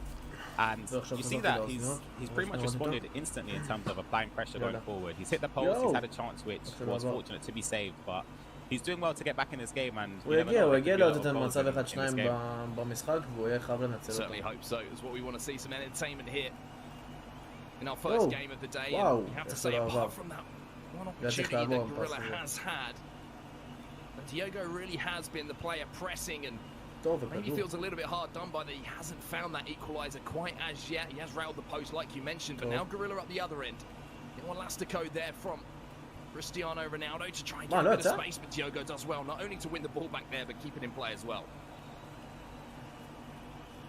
A perfect example with Gorilla utilising the right skill move at the right time. He's good obviously in the box when he uses the elasticos, the strafe dribbling, even something so simple as a ball roll. But in that situation when you're down the wing, and then it's pretty much you against Van Dijk. No matter who you've got there, Van Dijk is always going to be dominant in that situation. So it was smart. It was a smart decision to use the elastico and go back inside. למה גורילה לא מחליף בין אמבפה לרונלדו, שרונלדו יהיה צד ימין? He wins it back with his own version of that 99 rated centre back. Now it's going to be Gorilla who can start another attack here. And this first half has flown by so far. Already 37 minutes on the clock here. Only a few more chances for either player to go forward. The referees will bring this first half to an end, and it's going to be Gorilla with possession here. Here's Cristiano Ronaldo. Little fake shot from him, little skill combination as well. יואו! איך הוא חסם? איך הוא חסם? אני יודע אם תופס את הראש, תפסתי את הראש. איך הוא חסם לו עם הראש, ראיתם? יואו! Yeah, I'm eating my words already from yesterday when I said Vieira I'd probably replace with Ramos, but if he's going to be diving in front of the ball like that, then he's got to be the #1 name on the team sheet. But again, it's quite fortunate for the fortunate defending there from Diogo. He did get lucky that Vieira did block it, but I guess in that situation there, it's difficult because Gorilla's done pretty much everything correct in that situation to generate the space and to open up Diogo's defense, but he's doing well. It's just about keeping the ball. Well, here is that final attack. Then you can see 45 minutes on the clock, so we're into stoppage time here. נראה לי גורילה משחק עם אמבפה מולדת, גורילה משחק עם אמבפה טוס. Diogo's final third. Question is, can he double his lead here just before that half-time whistle? הנה מחצית, אמור להיות פגול. Young and Hullet interchanging passes. Here is that ball into the danger man. The reverse elastico here and a stop up, and trying to stop up and use that reverse elastico again there. Oh, Diogo! That's the last thing you want to be doing. תראה דיוגו, הוא הסביר להם על השאלה. But he gets away with that mistake somehow, and at the half-time break, it's 1-0. Well, I think Diogo will actually be pretty happy with that after what we just saw at the end of that half. Yeah, it was almost 2 days in a row of of Schmeichel mistakes, but he was fortunate there to get away with it. As I said, you can't be giving those mistakes away against the likes of Gorilla, because you do it again in a chance where he actually gets the ball to his feet and he has a chance to actually shoot, then you're going to be punished. Diogo with a little bit of fortune favouring him at the end of that half. Maybe not at the other end as well. Maybe a little bit calmer for that ball striking the post. It's kind of 1-1 now for Diogo. And now it's going to be a chance for the young Englishman to step forward. Here's Neymar dropping into that little pocket of space just in front of that back four. Gorilla setting deep here, but you know, he likes to take that opportunity if he sees it to step up and make that tackle. Here's Zidane. Steps inside of Ruud here, and that's going to create a little bit of space. Fake shot here from R9, but just didn't quite get hold of that shot. Little deflection from the defender is going to send it behind for a corner. We've already seen how dangerous both of these players can be from these set pieces. Taken short again here by Diogo. Back to the edge of the box to Neymar. You see with the short corner how frequently it's used by the top level players. Not a lot of people decide to cross the ball into the box because headers are nowhere near as efficient as they were in last year's edition, where corners were pretty much taken near post. You could swing it back post and head it back across. But this year it's just best to work it to the edge of the box. If there's a space opens up, you could utilize the skill move on the edge, an elastico, a drag back, a ball roll into a first time shot. אם הוא עולה פה ליתרון, אם הוא הולך למשחק השני עם 2-0 זה חשוב מאוד. חשוב. So a free kick here on this far side for Gorilla. A chance for him to build another attack as Carlos Alberto is going to be stepping forward from that right back position. Here's Neymar once again. You know how much Gorilla absolutely loves Neymar on FIFA 20. The 5-star skills, he's got the 5-star weak foot. He's got agility. A player like Gorilla loves on a foot item as well, but he's been very patient again in this build up here. Gorilla, but again, Diogo, good concentration in defence. He's done very well to defend there and to get the ball back. And you spoke about how Gorilla likes to use the likes of Neymar, likes to use the likes of Mbappe, the players with the maxed out agility, the maxed out balance, the players that can turn quick on the edge of the box to quickly snap away and get a shot off. And I'd say that's probably the most effective tactic to use this year, is having strikers that can turn quick. Well, here's Zidane then, and it's going to be into one of those strikers who has that 5-star weak foot. Oh, what a save. You almost thought that was a guaranteed goal. Edwin van der Sar steps up in the biggest way there for Gorilla. Diogo's laughing about it, as you can see in the top right-hand side of the screen. But I think that's a kind of a laugh of disappointment and shock, more than finding things funny. I'm speechless. I'll be honest, that chance there, he's done well with the drag back. Coleman's Ronaldo. He's opened up the angle, it's perfect. He takes a shot, and Van der Sar again with a fantastic save. So, of course, Diogo's going to be feeling that the luck's against him in these games, and that's a tough one to feel like, because mentally, for me, if I'm feeling a bit unlucky, I just feel like no matter what I do, the chance isn't going to fall to the right person, or the chance isn't going to go in to, I guess, reward me for doing the correct plays that we've done there. הוא הגיע למצב קרוב כאילו מול השוער. When you were just playing some foot champs, then you had one of those games, and I could see how it was affecting you. Sorry to bring that one up again, Ryan. I'm sure you put that long in the back of your memory, but it does affect you, right? It does. It's one of those things that can make you second guess a decision that you make in the next stage of the game. No, absolutely, and as you said, it's a mental side of things. Like for me, when I go into a game, there's two things going on. There's two games going on: the actual game of FIFA itself, and then the mental side of it. We spoke yesterday when someone cues a pause, for example. If someone cues it against me, I already think, okay, bang, I've got him rattled, I've got him. He needs to change something. I know that I'm winning that mental side of the game. And it follows through onto the actual FIFA side of things as well. It's really difficult to explain, but it's something that it's just a small little margin that you can implement to just change up the way you look at the game. Well defended there by Gorilla again. His defense has been superb. You had him speak about it himself yesterday, saying that he's happy that his attack will take care of itself. It's his defense where he wins or loses games, and he's been defending extremely well so far against Diogo. Has had that slice of luck as well, like we have to mention. You can see Diogo trying to press high up the pitch here, trying to win that ball back, and he's going to do so here. And now Eusebio has to wait for that support to come, but does incredibly well with that close dribbling to avoid the tackles coming in, and now it's just about making the right decisions here for Diogo. Can he find a man inside the box? Great defending again though by Gorilla, and now he'll stride away with Patrick Vieira. That was fantastic defending. I feel like Diogo second guessed himself there, just because well, we know we spoke about it again. Van Dijk, he's just there. Like he's the last man you got to get past in order to play that pass across goal for a free shot at goal. But he could have maybe forward to the byline just to play it across with a double tap pass, as we saw Ethan do that yesterday to take the lead against Razek.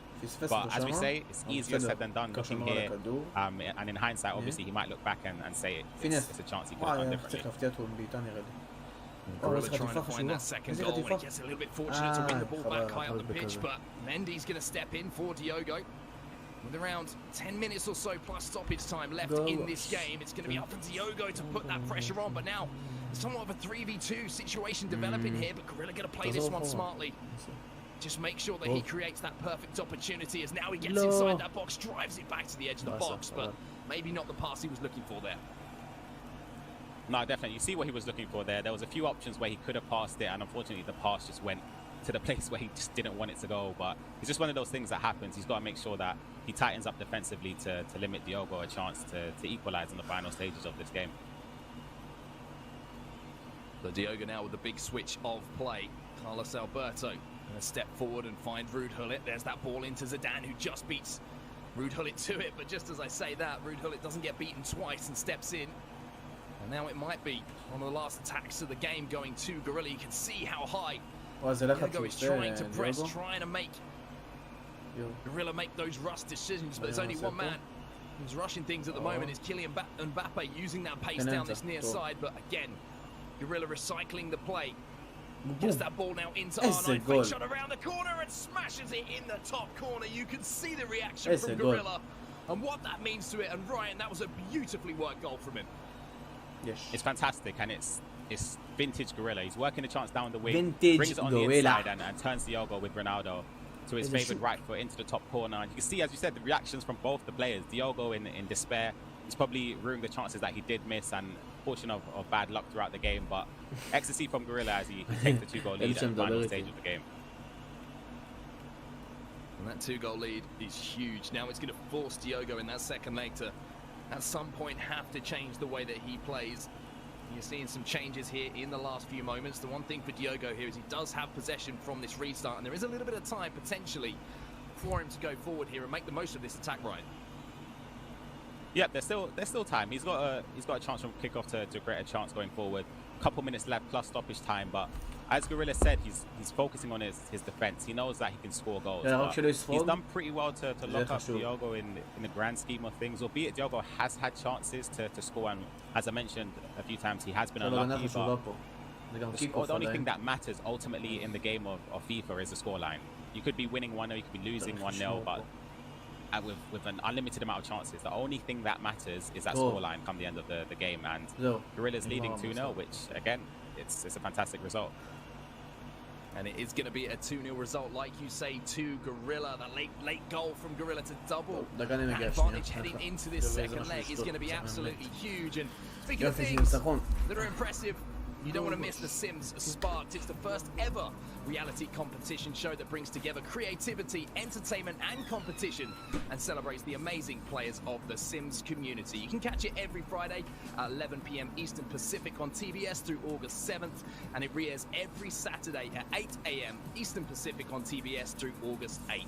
You can also watch it on the BuzzFeed multiplayer starting on Monday. So if any of you fancy a little bit of The Sims and an entertaining program, then make sure you check that one out. But that first leg was entertaining enough in itself, and a real battle between the two players. And like you say, it was those margins that just went Gorilla's way. Yep, exactly. We saw some fortune for both players, in fact, where Gorilla's goalkeeper makes a save, which you'd arguably say is almost a guaranteed goal from Diogo. And it's sad because you look at those moments in the game and you have to make sure going into the second leg, you don't dwell on it too much. That's in the past now. You have to focus on what's coming next. And it's 2-goal lead for Gorilla, which we have seen before. These two have played before in a couple months ago in the UK Masters tournament, where Gorilla was leading 2-0 and Diogo did make the comeback. So it's up to Gorilla now to לא ראיתי את ההחמצה של דיוגו שם, לא ראיתי. Yeah, Diogo showing that he obviously can create the chances. מה, שווה את הגול כאילו להיות ב-2-1 או לא שווה את הגול? In a game, right? אנחנו 18 חופים, תודה רבה. He lost 2-0 there, and you know he was played out in the game, and you know he couldn't find any rhythm. He was finding that rhythm at points in the game, and he did create those chances, and it could have been a different scoreline had one of those shots hit the back of the net, and we talk about it all the time, right? And I think the fact that you keep bringing it up is such a valid point and shows how vital the mental side of the game is, because you need to look at this next leg in that frame, right? You think, I have created these chances, I can score against Gorilla, I've just got to put them away when they come. Exactly, it's easier said than done, as you mentioned, but he needs to realize this was a game where he didn't get battered, he didn't get completely schooled in that game. It's only a 2-0 deficit, 2 goals in a game of FIFA. You can score that pretty much in one half, let alone in a 90-minute game. So, as I said, Diogo did create chances. He was unfortunate going forward, and he can still get back into this game. A 2-goal lead on FIFA 20. It's not the same as it is on a previous year, because defensively you can be it's a lot easier anyway to retain a lead. But the way Gorilla plays, he's going to perhaps leave a little bit of space, because he doesn't sit back and rest on his laurels. He's going to go on to try and score a few more goals. I'm just looking back at some of the names that Gorilla has already managed to beat in this competition. Of course, Diogo won't be one that he will be wanted to add to that list. Diogo's going to want to make this comeback in the second leg. Diogo שם גול עד taken איזה down the likes דקה of Megabit, the likes of 62 Damien, עדיין, and obviously yesterday taking down Uma. These players are top players, not just in FIFA esports, but in FIFA 20 as well. The likes of Damien, the likes of Uma have had fantastic seasons. Do you think that's kind of influenced the way that he's going ahead in these games and the confidence that he seems to be playing with? Absolutely, he scored 7 goals against Umut, and I remember watching him at a cup early on in this year, and in all honesty, he was probably the best defender I've seen this year. He was spectacular. He was genuinely, to break him down, you had to do something special. He wasn't making any mistakes. You had to slowly approach that game to try and create any sniff at goal, and he wasn't giving up any chances. And you mentioned Dami as well, who is phenomenal. I played him as well. These players are PlayStation players. Gorilla is an Xbox player, and to beat those levels of opponents and to also be leading against Diogo is no small accomplishment. So into our second leg then, Diogo with a 2-goal margin to make up. The Gorilla's looking to make that 3 already. Gets the chance, the scoop turn, but can't hit the target. And you can see how being mouthed by Gorilla as well. He did everything right in that situation. But not for the first time in this game. Moments R9 letting both players down. Just hitting that one wide of the target. That one there is, if I'm Diogo, I kind of will be over the chance I missed in the previous game. I think, all right, I've missed a blatant chance where I should have scored, but he's literally just missed the 99.9% goal on any other day. But Arna Ronaldo misses the target. Well, here's Diogo then. That's a beautiful ball inside, and there's a chance here, and again, the goalkeeper is having a heck of a game here for Gorilla. Really is earning his keep in between the sticks. That's 2 huge saves already from the Dutchman, as Diogo does opt actually to swing the corner in here and will be able to pick the pieces up. Can he beat the goalkeeper at the moment? Because for all of the amazing defending that Gorilla's doing, he has had to rely on 2 incredible saves from the man between the sticks. This Van der Sar performance is next level. That save right there from Eusebio, a near post shot on FIFA 20 is a goal. Just the fact that he's even saved that is remarkable. So you can understand why Diogo's frustrated. You can understand it, and it's a thing where, as I say, it does get into your head a little bit. You've created a couple clear-cut opportunities, and it hasn't gone your way. You've done everything you can do, and the fact that it hasn't gone in, it does eat away a little bit at you as the game goes on. Wow. Here's Eusebio, and maybe there's going to be another chance here, but the frame of Van der Sar combined with some defenders, I think, that managed to make a human shield to stop that one hitting the back of the net. And now you can see Gorilla trying to transfer defense into attack nice and quickly, like he's done so far in this tournament. Diogo has stolen the ball back here. Here's Eusebio, the heel to heel, but again, it's going to go out for a corner here as the defender gets a piece of it. Those type of skill moves on the edge of the box, like the heel to heel, the drag back, is so important for people to implement that in their game, because the amount of space it opens up is such a simple skill move. It doesn't take a lot of learning to do. It doesn't take a lot of practice to do. You can literally do it in one game. You can pretty much learn to use it at the most effective time. So just using them just to create spaces is very important, especially at the top level. Wow, Zofi. Boom. Oh, great ball there from Neymar. And this time R9's managed to get a little bit of space again, but אם הוא ממשיך עם הריצה זה יכול לפעמים far out there to trouble the goalkeeper. Didn't quite get enough power on that one to whip it into that top corner, as Schmeichel's actually just going to play that one out of play. And you have to say, between the 2 goalkeepers so far in this game, Van der Sar certainly outshining the Dane is in net 4. Diogo here, but Gorilla going to keep moving forward here. Beautiful little couple of step overs to create some space. A Cruyff turn as well, but lazy with the pass, looking for that flare pass inside and just gives the ball away. Yeah, this Gorilla performance in, well, the first 20-25 minutes or so that we've seen, it's not been vintage Gorilla. He's been a bit panicky on the edge of the box, especially in the middle of the park. He's giving away possession very easily. Why? Referee isn't going to give a free kick for that. It looked like there was more contact on the player than the ball, but Mbappe in a foot race against fellow Frenchman Mendy.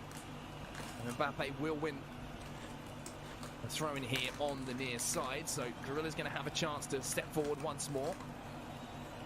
Carlos Alberto and Mbappe combining on this near side as Hullet now steps forward. A little bit of space here for R9. Beautiful little fake shot variation there to try and bait one of those defenders in, but Diogo winning the ball back again. And now Diogo, if he can just put one of these chances away, have a little bit of luck go his way, and it's just one goal that he has to try and pull back. Exactly, and in these cases where you're 2 goals down, of course, it's not an ideal situation. But you get a goal back, and in my opinion, you have the momentum going forward. Diogo's going to pick that ball up there, but there are some little gaps starting to appear at the back for Diogo as well. He's looking to force the issue a little bit here. He knows that even with another half of FIFA ahead of him, that time is against him in this situation, but he can make the most of one of these chances just before half-time. That really is going to change the context of this game. Gorilla will be having to switch that mentality from seeing this game out to not throwing this game away, and that's a big shift to have to make as a player as Hullet now steps forward for Diogo. A little heel-to-heel as the referee. His assistant going to offside here. They're not, but Gorilla steps in again. Frankie de Jong doing some great defensive work. De Jong is an incredible midfielder. You'd say, arguably anyway, I know when his team of the year came out, he was, in my opinion, the best midfielder to partner with Hullet. It's surprising, though, that a lot of players use him over De Bruyne. I always thought that De Bruyne had a little bit more with him. Of course, De Jong, I feel like it's a bit more fluid on the ball. He turns slightly quicker, which is probably why people choose him. But I just feel like De Bruyne offers a little bit more, especially going forward with his passing rate. Well, Frankie de Jong has been doing a superb job for Gorilla in this game. Has those high defensive work rates, of course, which is something that he might be keeping in mind as well to make sure that Diogo can't get in on goal. But speaking of getting in on goal, that is superb composure there from Gorilla, working that ball back inside. And that's a sign there, Ryan, that Gorilla is feeling himself at the moment. That is a fantastic goal. He hasn't overworked. He's done perfectly. He waited for... He bided his time, basically, at the edge of the box, waiting for players to be pulled out of position. The on-rushing goalkeeper gets turned, and it's a simple goal for Gorilla. And as the great Mike Lavelle said, this is the Gorilla we're seeing. He hasn't gone anywhere. Gorilla's been here all along. It's just, it's now that he's starting to get back into the rhythm of things. He's performing again on the highest level, which is what he's used to doing. He's not used to I guess, falling short in tournaments. And he's going to be hoping he can follow one from that loser bracket in Madrid, where he did see success and ended up winning the Xbox side of things. So we'll see what comes for Gorilla further on in this tournament. Just be careful calling Mike Lavelle the great Mike Lavelle, because he will use that in every single opportunity that he can. But there is an opportunity in game just before half time, and Diogo is now back into this game. Sabio puts a chance away finally for him. Just before half time, that goal means that essentially we're back to where we were at the start of the second leg here. A 2-goal difference between the two players, but Diogo with some hope now ahead of this second half. Yeah, I feel like I jinxed it. I said for Gorilla further on in this tournament, the game's not done. Like there's 2 goals left. As I said, it can be scored in 45 minutes easily, especially when the likes of Diogo are so amazing going forward. They're fluid at creating chances, and you've seen him create opportunities where Van der Sar has come up clutch and made those fantastic saves. So if he can just keep in his head that he's good enough to create more and more chances, he's going to keep applying the pressure. He's going to have to put players forward, which in turn could lead to more chances being created for Gorilla, who is fantastic at exploiting people's weaknesses and on rushing defenders. So it's just about how early Diogo gets to go, if he does anyway. Yeah, next goal in this game is huge. If it goes to Gorilla, you have to feel this pretty much is game over. But for Diogo, if he finds that way through on goal, then this really is game on at this point. It's a goal. Stuff from Diogo, and it does go to Diogo. The roulette sells the defender. פתוח. 97 rated. Diogo חוזר. Icon moments. R9 has given Diogo the lifeline now. that goal there is another fantastic example of why Diogo is special on the edge of the box. I'll be honest, יואו, זהו, עכשיו כל המומנטום אצלו. כל המומנטום אצלו. גורלה עכשיו חייב להתאפס. אם גורלה מפקיע גול, נגמר בדוק. נגמר בדוק. לא משנה מתי ולא משנה איך, נגמר. כאילו, כל עוד הוא לא מפקיע לו קיקוף. אבל אם הוא שם, נגמר. To defy the defender, and it's a fantastic goal. And for Diogo יופי now, לחץ. as you say, יופי he's made his way לחץ. back into this game with that fantastic play, but here's Gorilla trying to use that strength of R9, but just couldn't shake off the defense, and now here comes Diogo once more. וואי, You כדור said טוב. it yourself, a very מנדייק? special לא, player לא, in לא, FIFA לא, esports, לא, and a ראיתי name את that we זה. should keep our eyes on for years to come. A massive opportunity for him here. הופה. Goes back inside, lays it across, but somehow, some way, Van Dijk got in the way of that pass, because that looked like a gilt-edge opportunity to create a goal-scoring opportunity for Diogo. Again, I've mentioned it many times in just this game alone. Fantastic use of skill moves on the byline there to create space and kind of force Gorilla to step. He has to either step in there to defend, or he has to jockey backwards and hope to intercept it. And he was fortunate to do so. לא, מה זה? מה זה עשה לו? Neymar's managed to find a little bit of space here for Gorilla. ראו שזה לא מה שהוא רצה עם ההטעיה הזאת. As we have 30 minutes left וואי, of עכשיו אני action ממש between מרוכז Diogo במשחק. and Gorilla. It has not disappointed so בתוך זה. far. And now it's time for Diogo to try and prize another goal in this game away from Gorilla. Find that equalizer. And then potentially completely change the context of this game from getting back into it to finding a winner. Here's Zinedine Zidane inside the box. Danger here for Gorilla again. Carlos Alberto. יופי הגנה. R9 איזה הגנה. goes up against him, and it's going to be Gorilla who wins the ball back. And that's the biggest relief you can have in these situations, winning the ball back. תן לחולה, תן לחולה, תן לחולה. יואו. Exactly, and for Gorilla, he's not naturally anyway a player that keeps the ball. So the best form of defense, in my opinion, for Gorilla is to carry on going forward, because I don't think he's one of those players we see it where other players in the scene are fantastic at keeping the ball for long periods of time. But Gorilla's best form of defense, in my opinion, is going forward. יפה, יפה. Vieira's in a battle here with Neymar, and Neymar kind of got the better of him there on that secondary opportunity. Another little skill move there coming in from Gorilla, but couldn't beat the man. And now with 20 minutes left in the game, the ball is at the feet of Diogo. He's probably going to have 3 maximum chances to go forward here, 3 or 4 chances just to find that equalizer, but a goal here for Gorilla. And that makes it more of an uphill battle, as there's going to be a bit of space on this far side here for Cristiano Ronaldo. A little ball on inside from him. Here's Zinedine Zidane. Beautiful passing play here from Diogo. Is Hullet going to pull the trigger, or is it going to be R9? Block it for the second opportunity, and again Van der Sar. Surely, if Gorilla holds on to this lead, has put in a man-of-the-match performance. Absolutely. Van der Sar has been, in my opinion, the best player on the pitch. Like, if Gorilla ends up winning this tournament based off of this game, he's got to get a print out of Van der Sar and stick it on his wall somewhere, because it's been flawless. He's saved him many chances in both of these legs, just let alone this game. So he's quite fortunate there. R9 Ronaldo just lacked the power to drive it in at the near post, but it's positive signs from Diogo. He's doing well to create chances, and he's coping with the pressure.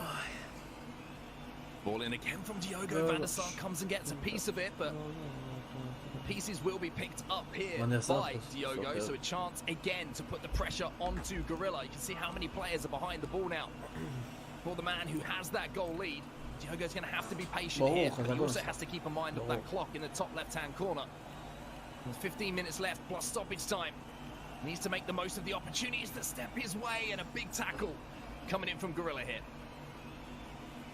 The positive thing for Diogo anyway, if you're comparing it to other players, is that he naturally already presses high up the pitch. So it's basically second nature for him to be squeezing up the pitch, trying to obtain possession from the opponent. So him squeezing high up the pitch, him having team press, his fullbacks overlapping is kind of normal for him anyway. So it's not that big of a deal. He's already used to defending with a limited number of players in the defensive half anyway. So I'm sure he'll be able to create some opportunities, and we'll see if it pays off.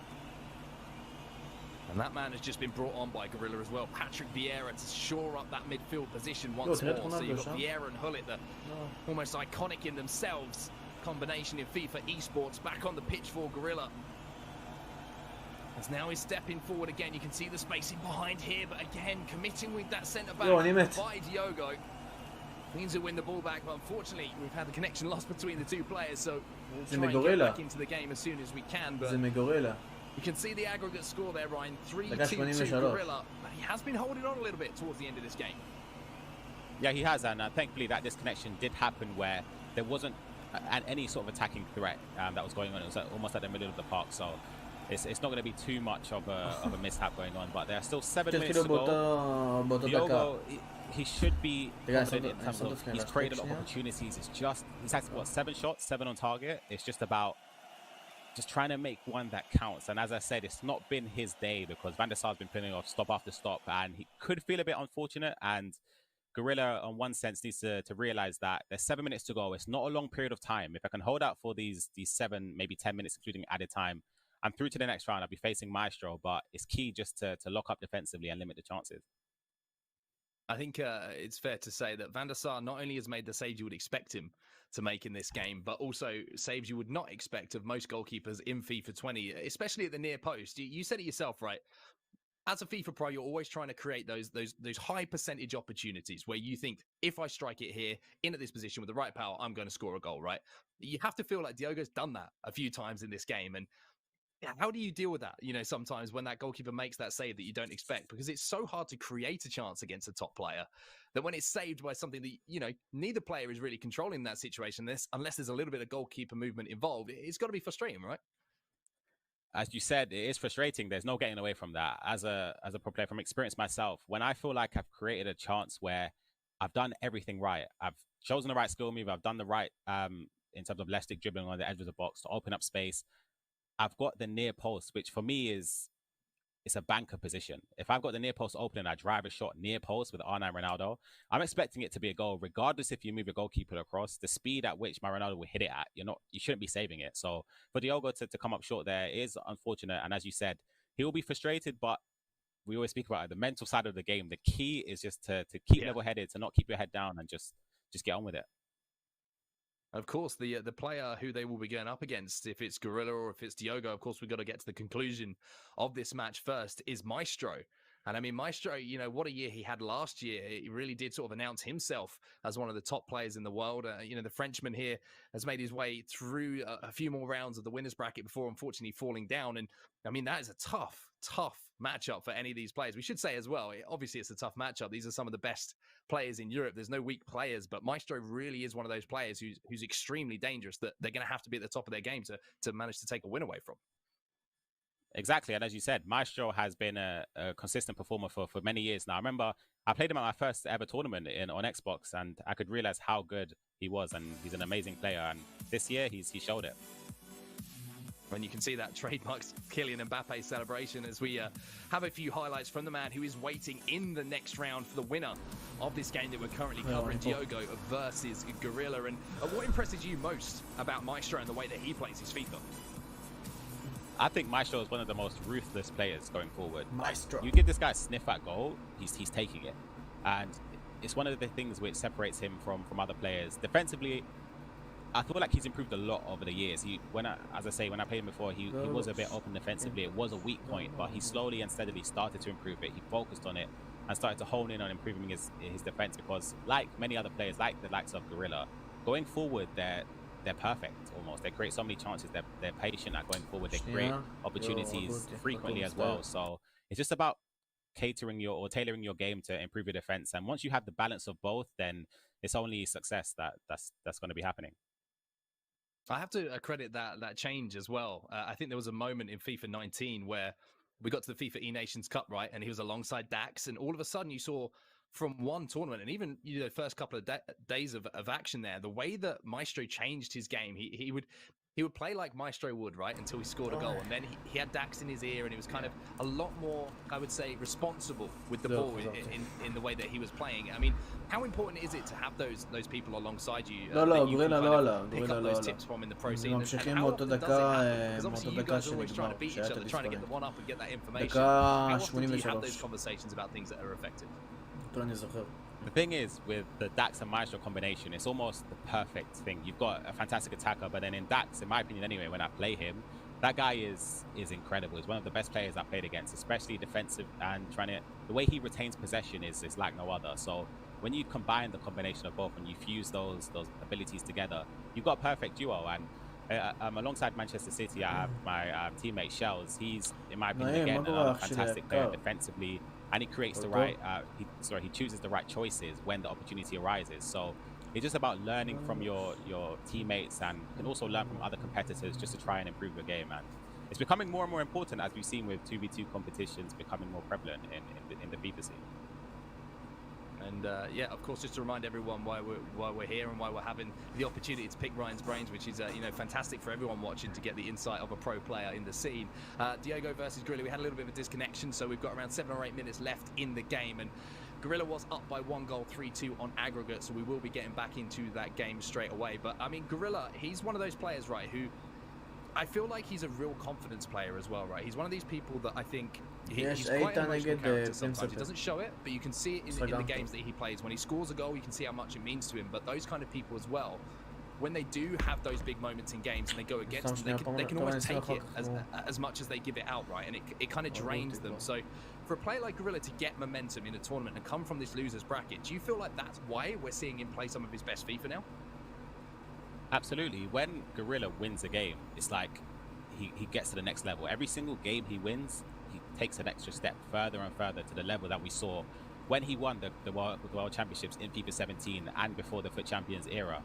Again, as Max Abel said, when you played against Gorilla back then, which was before my time, we hear so many stories like you've been drawn against Gorilla, you pretty much already drafted the tweet of thanks for the tournament, it was a good run. Gorilla was that guy where he's going to score 10. Like you have to be prepared to concede 10 goals when you play against Gorilla. So it's good to see him reaching the heights that he did in previous years. Well, let's see if he can close this game out. Then you can see the possession is going to be given back to Diogo here from the goal kick. So as you can see, top left-hand side of your screen, there's around 8 minutes left in this game. And Gorilla has to hold on. But Diogo has possession, and he has been creating chances. And he will get a little bit fortunate here, not just once, but twice to keep possession. As now Carlos Alberto could potentially be invited to move forward. At this point, with just 5 minutes left, this might well be the last chance for Diogo to create a chance, as Ruud Gullit is going to stride forward like we know he can do. Goes back inside here, but Gullit steps in for Gorilla, and that's massive for him. The good thing about the tournament setup that we do have, which EA have implemented on the tournament service for FIFA, FIFA competitive specifically, is that you're able to just go straight to the minute where there was a disconnection. So it shouldn't throw off the competitors too much. And you can see here that Gorilla's players are a lot deeper than they were. He knows that he's trying to shut up shop to limit the chances that Diogo can have. Diogo's managed to win the ball back here in the 90th minute as well, as Gullit's got a little bit of space himself. Can he make the most of the opportunity? Diogo couldn't find the pass into R9. You can see the reaction from Diogo as well in the top right-hand side of your screen. He can't believe that pass hasn't connected. I almost can't either. And it's going to be Gorilla with a little bit of a raise of the eyebrow there right at the end. He will take home this game by 1 goal, but what a chance that was for Diogo, Ryan. Yeah, again, I've got to feel sorry for Diogo there. He's done everything right. The pass, just Ronaldo let it run a little bit too far, and Van der Sar ends up picking it up. And we spoke about how you have to keep calm in those type of situations. And I don't know. I find it really hard, personally, anyway, just to deal with that. And it separates the top players from the good players, but the top tier players are able to cope with those sort of things happening and move on. But it's just a shame that it happened on the 90th minute. And Diogo, he couldn't take positives from it. It's easier said than done. He shouldn't be downhearted. He played a great game, and Gorilla also played a great game, which is why he won the game. But he could look at it where there were some stages where he was a bit fortunate. Yeah, Van der Sar. That's all I'm going to say. Van der Sar was a big save for Gorilla in that game. אני לא יודע אם אני אשדר את כל המשחקים, נראה לי אני אשדר את איתן ונצפה, ואחרי זה, כאילו אשדר, נראה את המשחקים, ואחרי המשחקים שלהם נראה לי אני אסגור את השידור. I think one thing that's impressing me as well is how he's starting all these games so hot, right? He's always the one who seems to be the aggressor early on, scoring that first goal. And you mentioned it yesterday, and we'll go through it again a little bit because there might be some people who are watching for the first time. The importance of that first goal, because you can then control the game, right? You're always thinking your opponent has to make that change. How does that make you feel as a player when you get that first goal? How important is it? Yeah, for me personally, if I score that first goal, I already know. You can look at it both ways. If I can see the goal early on, I'm already thinking, damn, I've got so much work to do. I basically started the game off with a 1-goal deficit. To try and regain that deficit in FIFA 20 is a little bit different. אני רוצה לראות את התגובות של גורילה ודיוגו. Just because it's harder to create that clear-cut opportunity. And as Diogo did, when you create that chance, and if the goalkeeper pulls off a miraculous save, it's like it's a gut-wrenching feeling. It's like you feel like that was my chance to get back into the game. I've done everything right. But having that 1-goal lead is perfect. You can bide your time. You can wait. You can wait in the game. You can keep possession for longer periods of time where your opponent is caught in a thing where he doesn't know if he should push forward or just play the same way. Okay, well, let's bring in Gorilla then, the winner of our previous match, taking down Diogo. Firstly, Spencer, congratulations on the win. Secondly, how much do you love Edwin van der Sar right now? Thank you. Yeah, crazy keeper. I think it's between him and Team of the Season to Stegen for me for the best keepers in the game. I think it was Stokes actually that kind of got me onto the Van der Sar train. But yeah, fantastic keeping. I thought overall though, I think I deserved to win that game. I had chances, but he's so good on the edge of my box. I never knew whether to press with my CDMs or not, and if I did, especially when he switched to 4-4-2, it was very difficult to mark that striker, the passing lane, because if I mark one, obviously the other one's open. So it was a bit silly for me because I nearly bottled it again. But it's like I was 3-0 up, and for some reason I kind of take it easy. Next thing you know, it's 3-2. But no, it was a good game though. Nearly bottled it at the end though, didn't I? So next question from me before I throw it over to you, Ryan, is obviously, you know, the momentum is with you. We talked about how you love a loser's bracket run, right? That you've had success from the loser's bracket. How important is momentum to you in a tournament when you start feeling that flow, when you start feeling things click? Because for me, it seems like you're not second guessing yourself at all when you get to the top of that 18-yard box at the moment. So are you feeling super confident, and is the loser's bracket run kind of helping that? I love the loser bracket. I really do. Just for this scenario, you know, I lost to Gravesend first round of the winners bracket, and then in traditional bracket play at a tournament, I'd be out of the tournament, back home, and we go again. But it gives me a chance to redeem myself, change things up, and, you know, try and play a bit better. So I do actually really like the loser brackets. Hopefully it's here to stay. I think it's a great addition. But in terms of the momentum, no, I don't really. For me, it's not really about momentum, because I could have beat Diogo 6-0 then, but then I go play Maestro and I might lose. You know what I mean? So it's not. It doesn't really factor into my gameplay that much. I just kick the ball and I'm in the zone. Once I'm in the zone, whatever happens, happens. You know, I don't really think that much when I play FIFA. It's just kind of, it's hard to explain. When you're playing, it just happens. You know, I'm not really like sitting here thinking scenarios. It's just kind of, I'm used to patterns of play and defending. But in terms of momentum, I just take it one game at a time. And honestly, like if I played them yesterday and I won like I did, and then I played Diogo straight afterwards, it doesn't change anything. I think the game would have been the same personally. Like I said, I take it one game at a time. Yeah, just a quick one from me, Gorilla. You spoke about Stokes and you also spoke about Zach being your coach. How important is it when you say having those top-tier players who've had experience at competition as well? And how important is it to review your opponents and to take tips from them as well? אז אין לי בעיה לשדר את זה, בטח לראות פה הצופים. אז אני לא אשדר עכשיו את זה, כי גם ככה מה שהיה חשוב לי זה לראות את גורילה והוא ניצח, תודה לאל. אז מי שרוצה להישאר לראות פה סשן של פרו-קלאב, אין לי בעיה, מוזמנים בכיף, כי הוא רוצה שנשחק איתו ולא נעים לי להגיד לו לא, כי הוא לא הרבה זמן בבית והוא גם בצבא, אז זהו, מוזמנים להישאר.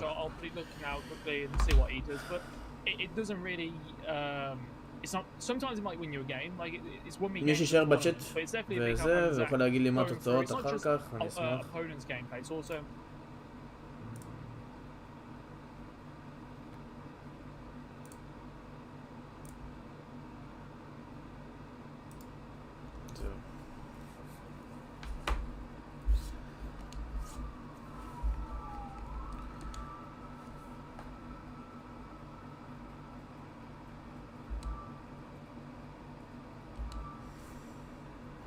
חברים, אתם מוזמנים להישאר, תראו קצת, עושים סשן בפרו-קלאב עם חבר, או צ'ולמן, מי שלא מכיר, נזמין אותו לפארטי. למה זאת תקוע על 99?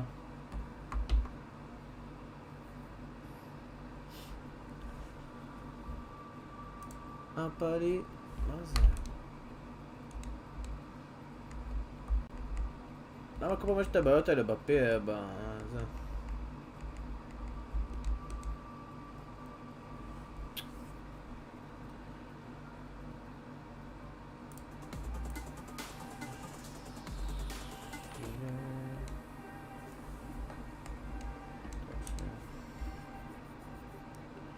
פרלי, פרלי, פרלה.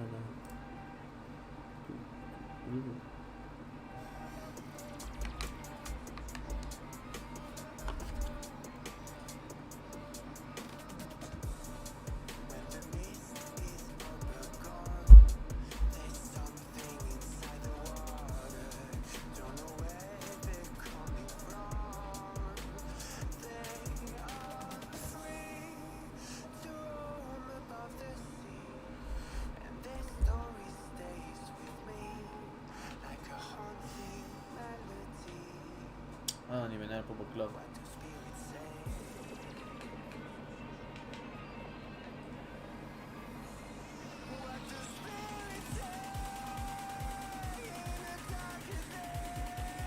אני תעשה גרנטי טוץ ליגה צרפתית.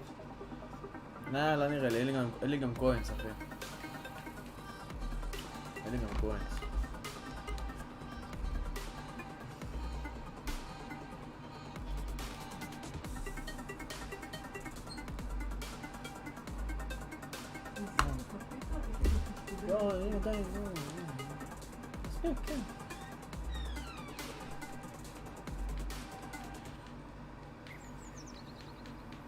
עם כל הכבוד למוזיקה שאתם מאזינים לה, בתכלס אין על הפלייליסט של הטבע. עשו עכשיו מינוי מטמון ותיהנו מכניסה חינם ל-60 גנים לאומיים ושמורות טבע ואין ספור חוויות משפחתיות. מינוי מטמון, 60 ימים של חופש גדול, 60 אתרים בכל הארץ. לא הספקתם הכל? בקטנה. המינוי הוא לכל השנה. לפרטים ולרכישה ייכנסו לאתר רשות הטבע והגנים. נו, כי חברת את האוזניה. אין לי מושג, תיכנס תבדוק, אבל לא נראה לי.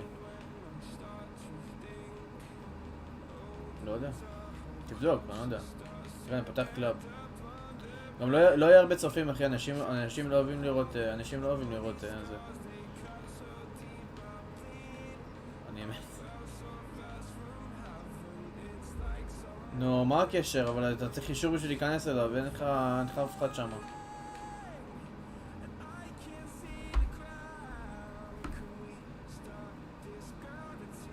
לא שומעים אותך. תבדוק שנייה אולי בזה. לא יודע.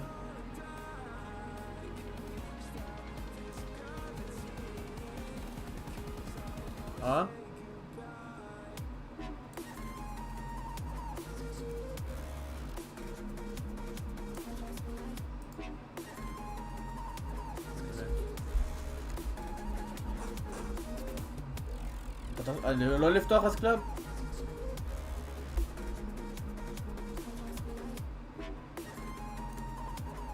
מי יש שם אבל? אין אף אחד שיאשר אותנו,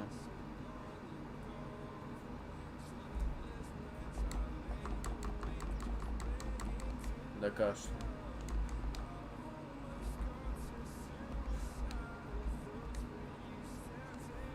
בסדר, שנייה. אתה בקלאב כבר שם? טוב, שנייה. איך זה נקרא? פרו FCC? הנה.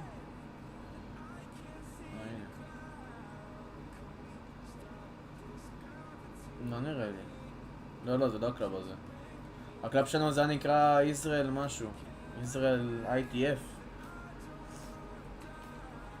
זה של פלדמן פה, לא? בוא נראה מפה.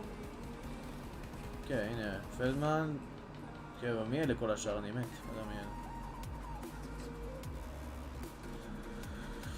זהו, נראה.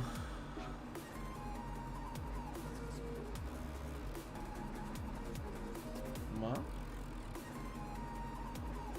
יש איבנט אחי של הסאמר קאפ. תביא קפטן. ים כסף אחי, עזוב אותך שטויות. זה מה שחשוב. למה אני לא שם? לא יודע. מה זה המערך הזה ששמת? 4-4-2, קל, שתי חלוצים.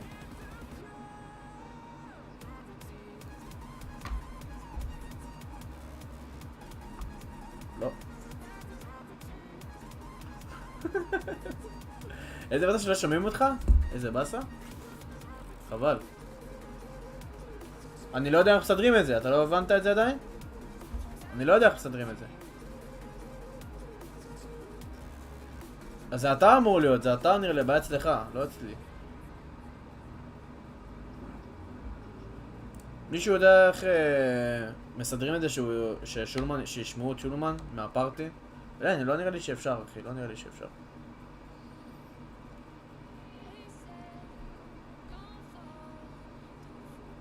כן, הבנתי. אז זה ממני, לא יודע. כן.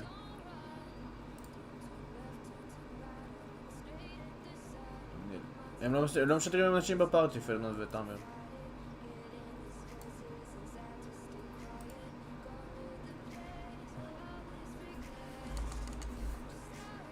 לא יודע, לא חשוב.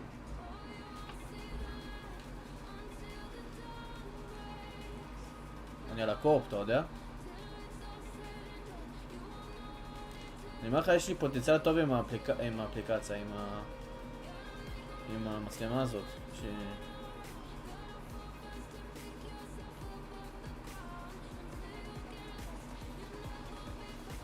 מה? אחלה מצלמה. לא, נראה. יובל אומר שלא נראה לו שאפשר. אני חושב שאפשר, אני לא בטוח.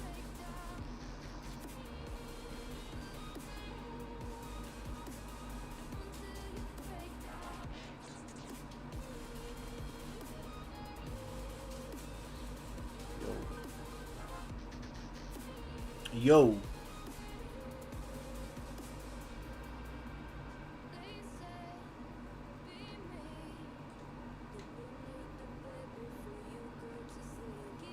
איזה גאון מוגזם אני. אנטולי.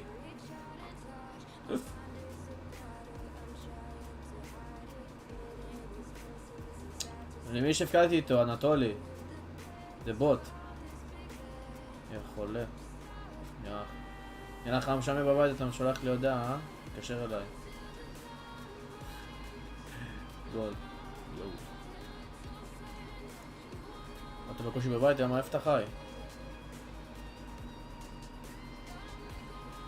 איפה היית? היית חברה שלך? תגיד. אני מבין שעברת לגור אצלה. לא, איזה בית קפה? הייתי גם בבית קפה.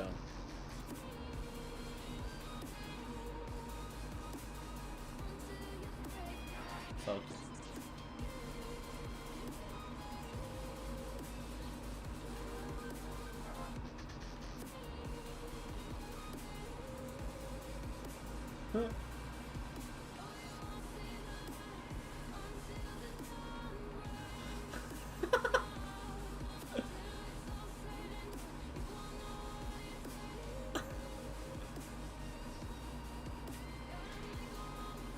אני מת.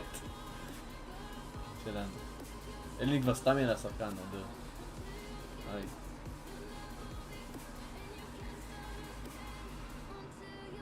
בום! או! חדות. הרמתי בטעות, אני מת.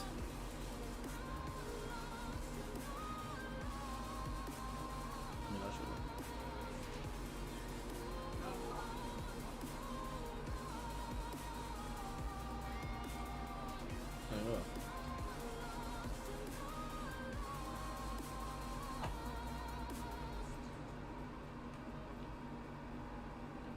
איפה אתה אחי? אתה לא עומד טוב.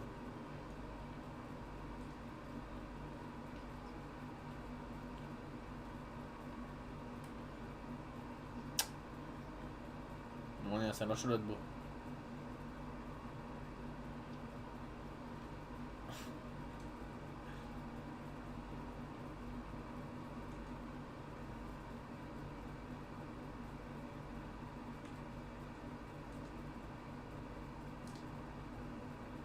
דיליי נודר. יש לך מחר צבא?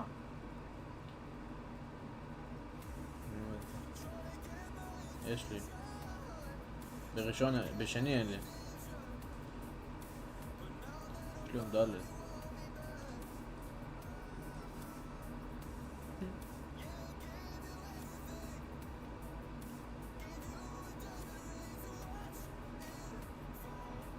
לא יודע. שלי.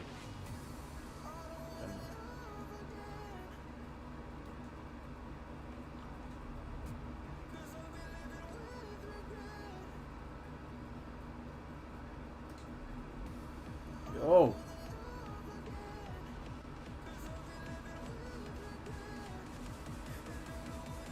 חגגת אתמול משהו?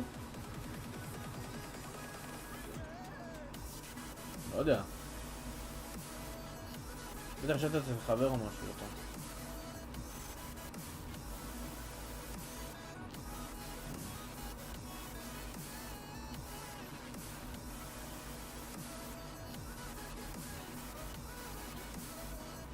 כן.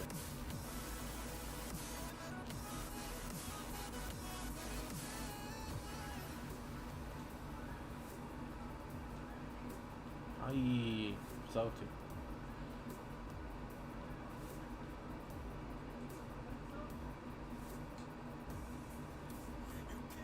אני מת.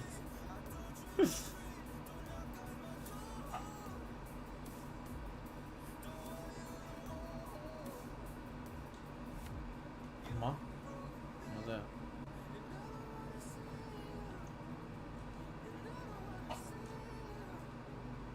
בוא. נתקעת בו.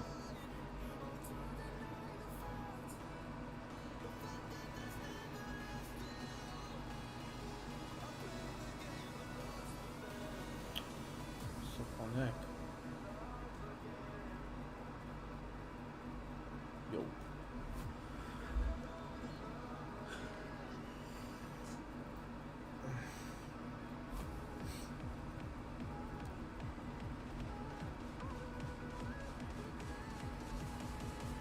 לך.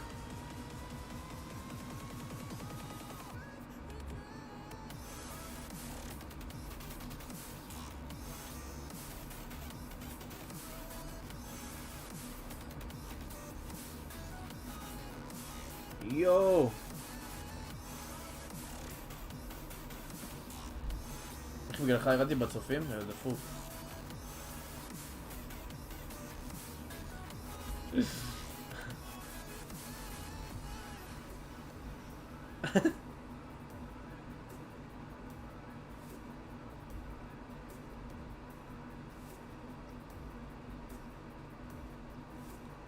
בסדר?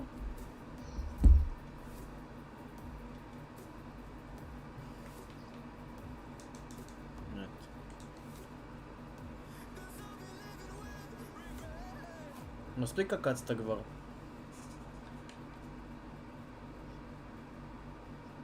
כולה.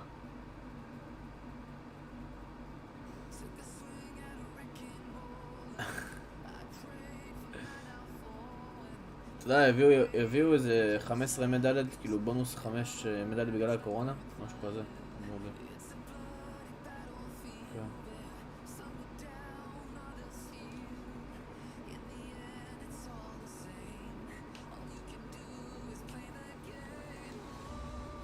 זה היה לך כך? מה זה? נגחתי אליך.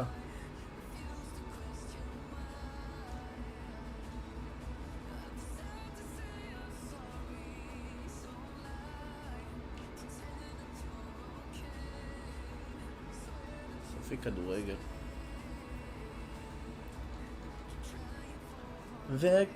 והיא לזכות, וזה לרשת. סוי.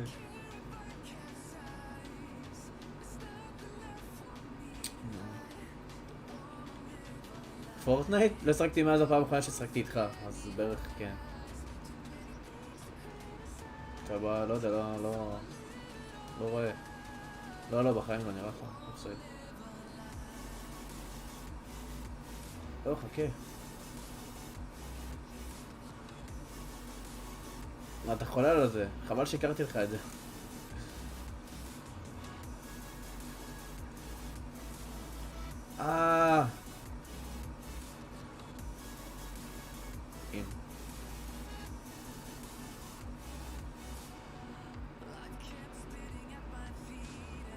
לא, אני לא מגיע בחיים.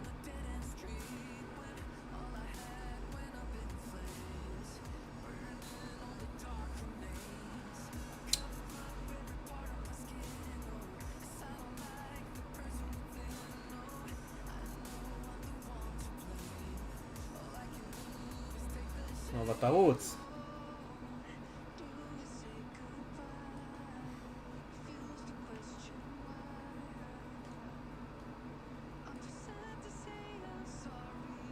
כדורגל? 5 צופים, אני מת. מצחיק אותי. תודה לך. לא, למה? אני מעריך כל אחד ואחד שלי. מה אתה צוחק? שבוע. כן, היה לך מולדת אתמול.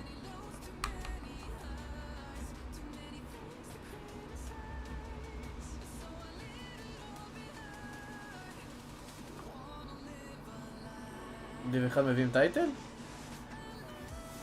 נתת את שב"כ? לא יודע למה. לא, מה אתה צריך? שומר את שב"כ? נכון. כן. כן, למה לא? מה? זה דפוק. לא, ואם אני לא מאשר אותה, אז מה תעשה? כן, אני בטוח. ואז הייתי שומר את זה.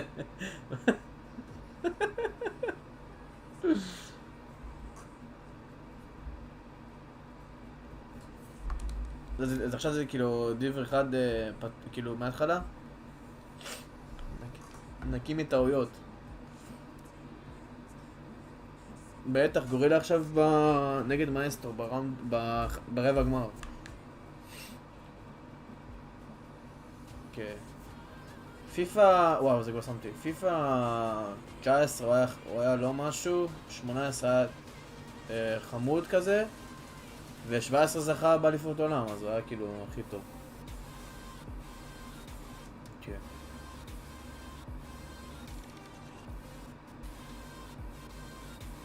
יו, פסרתי.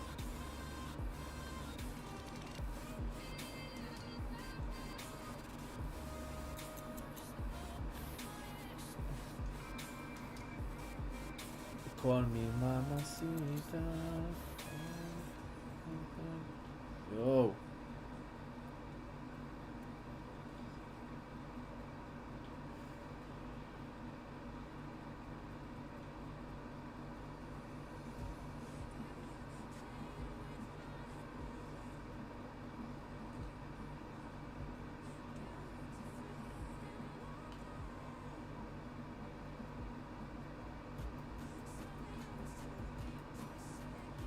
Yo.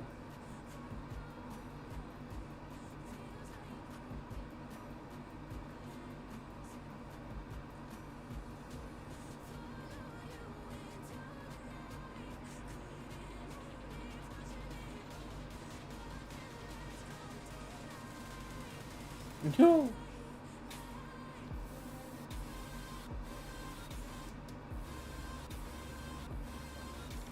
לא. זפתה, אני מת. חשוב.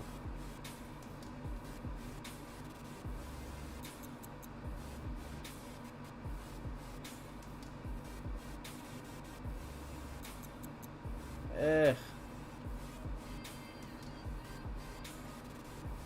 טלפון אחי, מה נהנים אחי? מה קורה? אחלה שם. לא, לא, לא. מה זה מוזר? מה יש לך? חולה?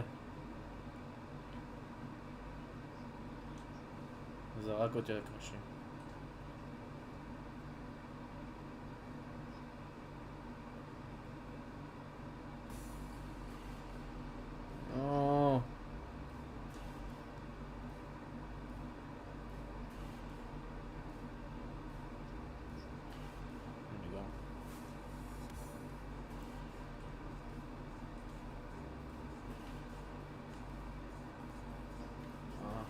לא, לא יכולתי להבין.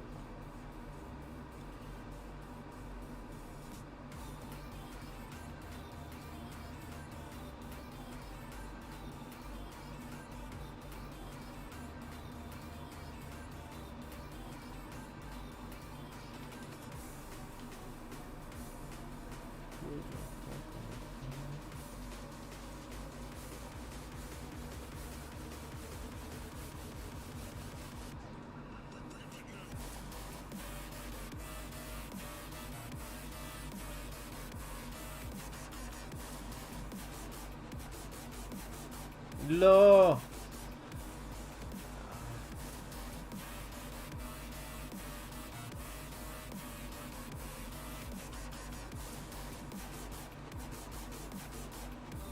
באמת.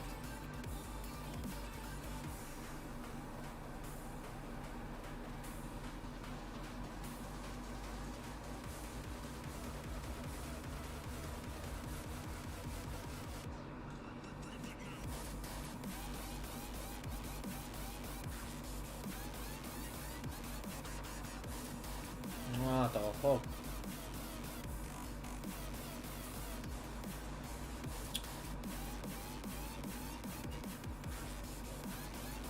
מה זה חוקים?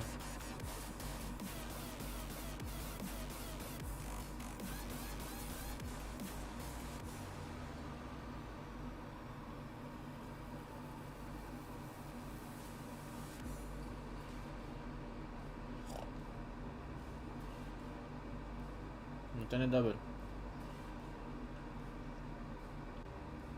מה זה?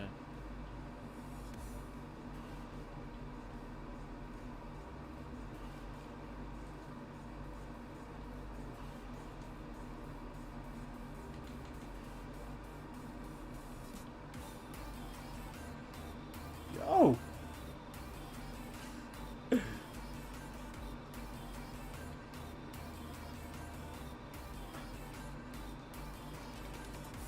לא, לא שמתי לב, הסתכלתי לצ'אט.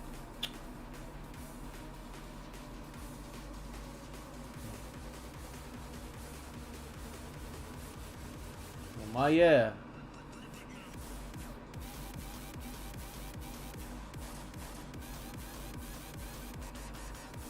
עוד אחד.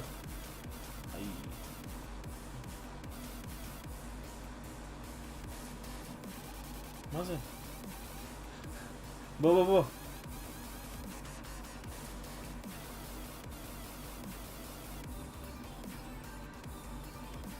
לא, פאק.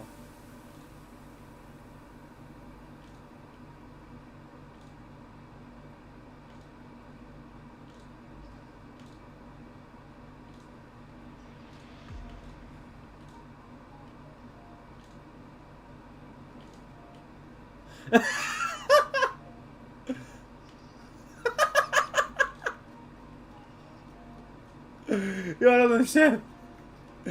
יואו. עכשיו עשינו לנו גול, אה? מה, 0-0? אני מת. כבר אני שמתי לב עכשיו. זה 1-0 לנו. אמרתי נהיה רגועים.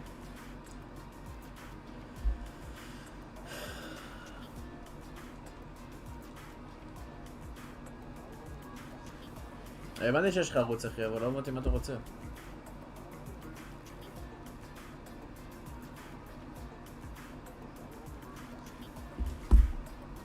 נראה איך לעשות כזה לסגור את השידור. סתם לקח לי אינטרנט.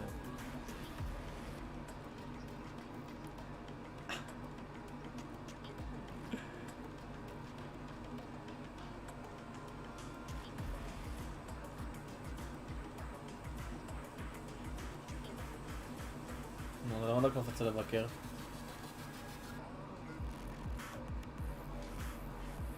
איך היה?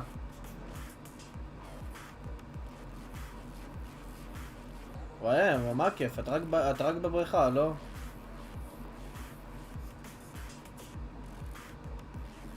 יצחק, מחר בשידור של משחקים, כן, כן. תבואו יובל.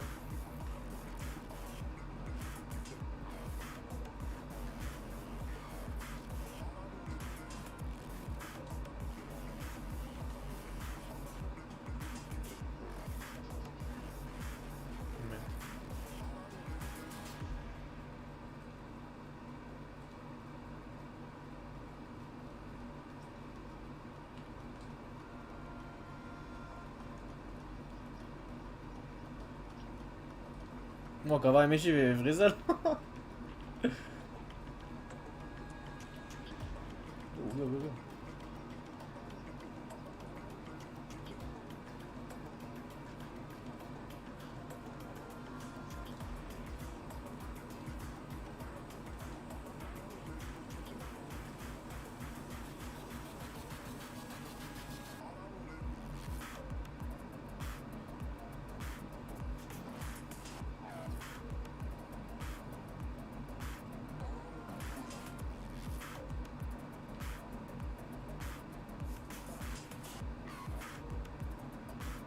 לא, לא.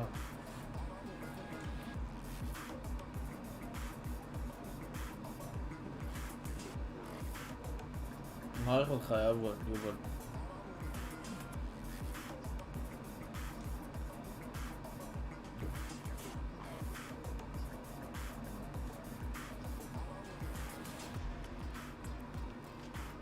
אני מת.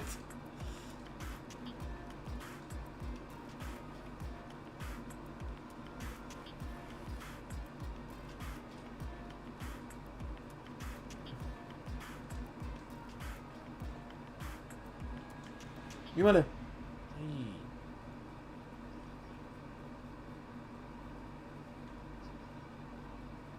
בעלי עסקים לקוחות בנק הפועלים, כולם עוברים לקנות בעסקים מקומיים, ואתם יכולים לבלוט יותר מכולם. בנק הפועלים בשיתוף חברות מובילות בארץ ובעולם במגוון הטבות לקידום העסק שלכם. לכל ההטבות ולעוד כלים חפשו פועלים לעסקים. פועלים איתכם בכל החלטה, כפוף לתנאי התקנונים שבאתר הבנק ולתנאי השימוש של נותן ההטבה.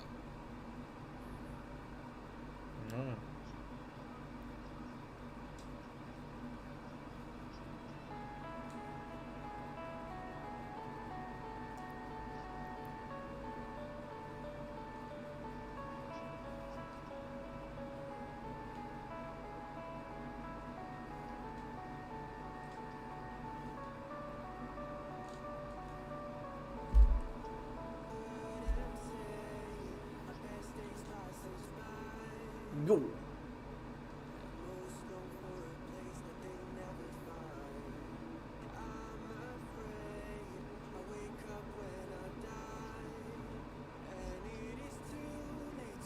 באמת.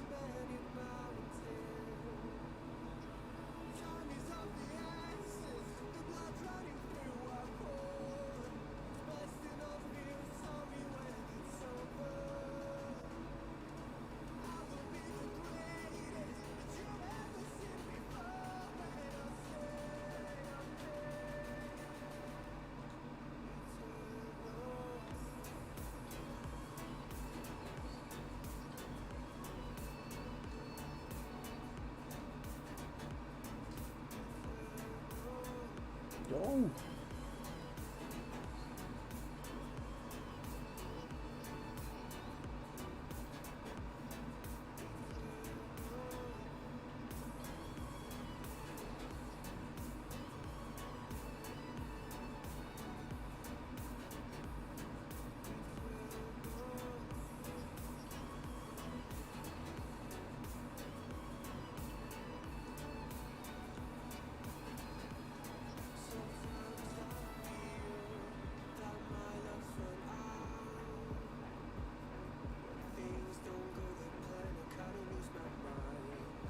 אתה הולך או לא?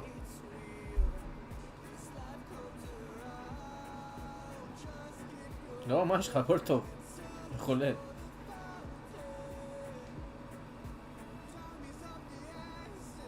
הנה יש להם יצא מדקה 50.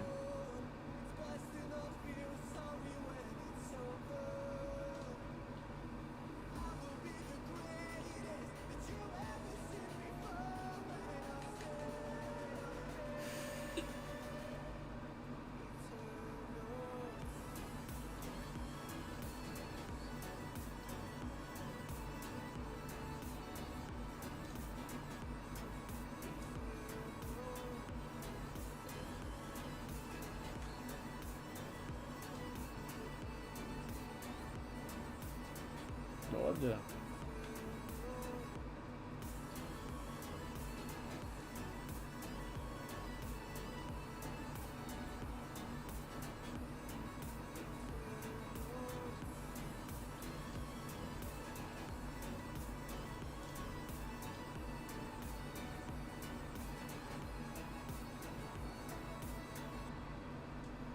אני מת. אני גם.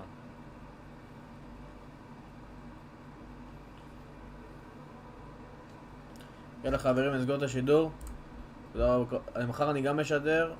מחר אני אעשה כנראה שידור לילי. אני אשדר בסביבות 12 בלילה, משהו כזה. אני אתחיל לשחק במשחקים. וזהו חברים, תודה רבה על כל מי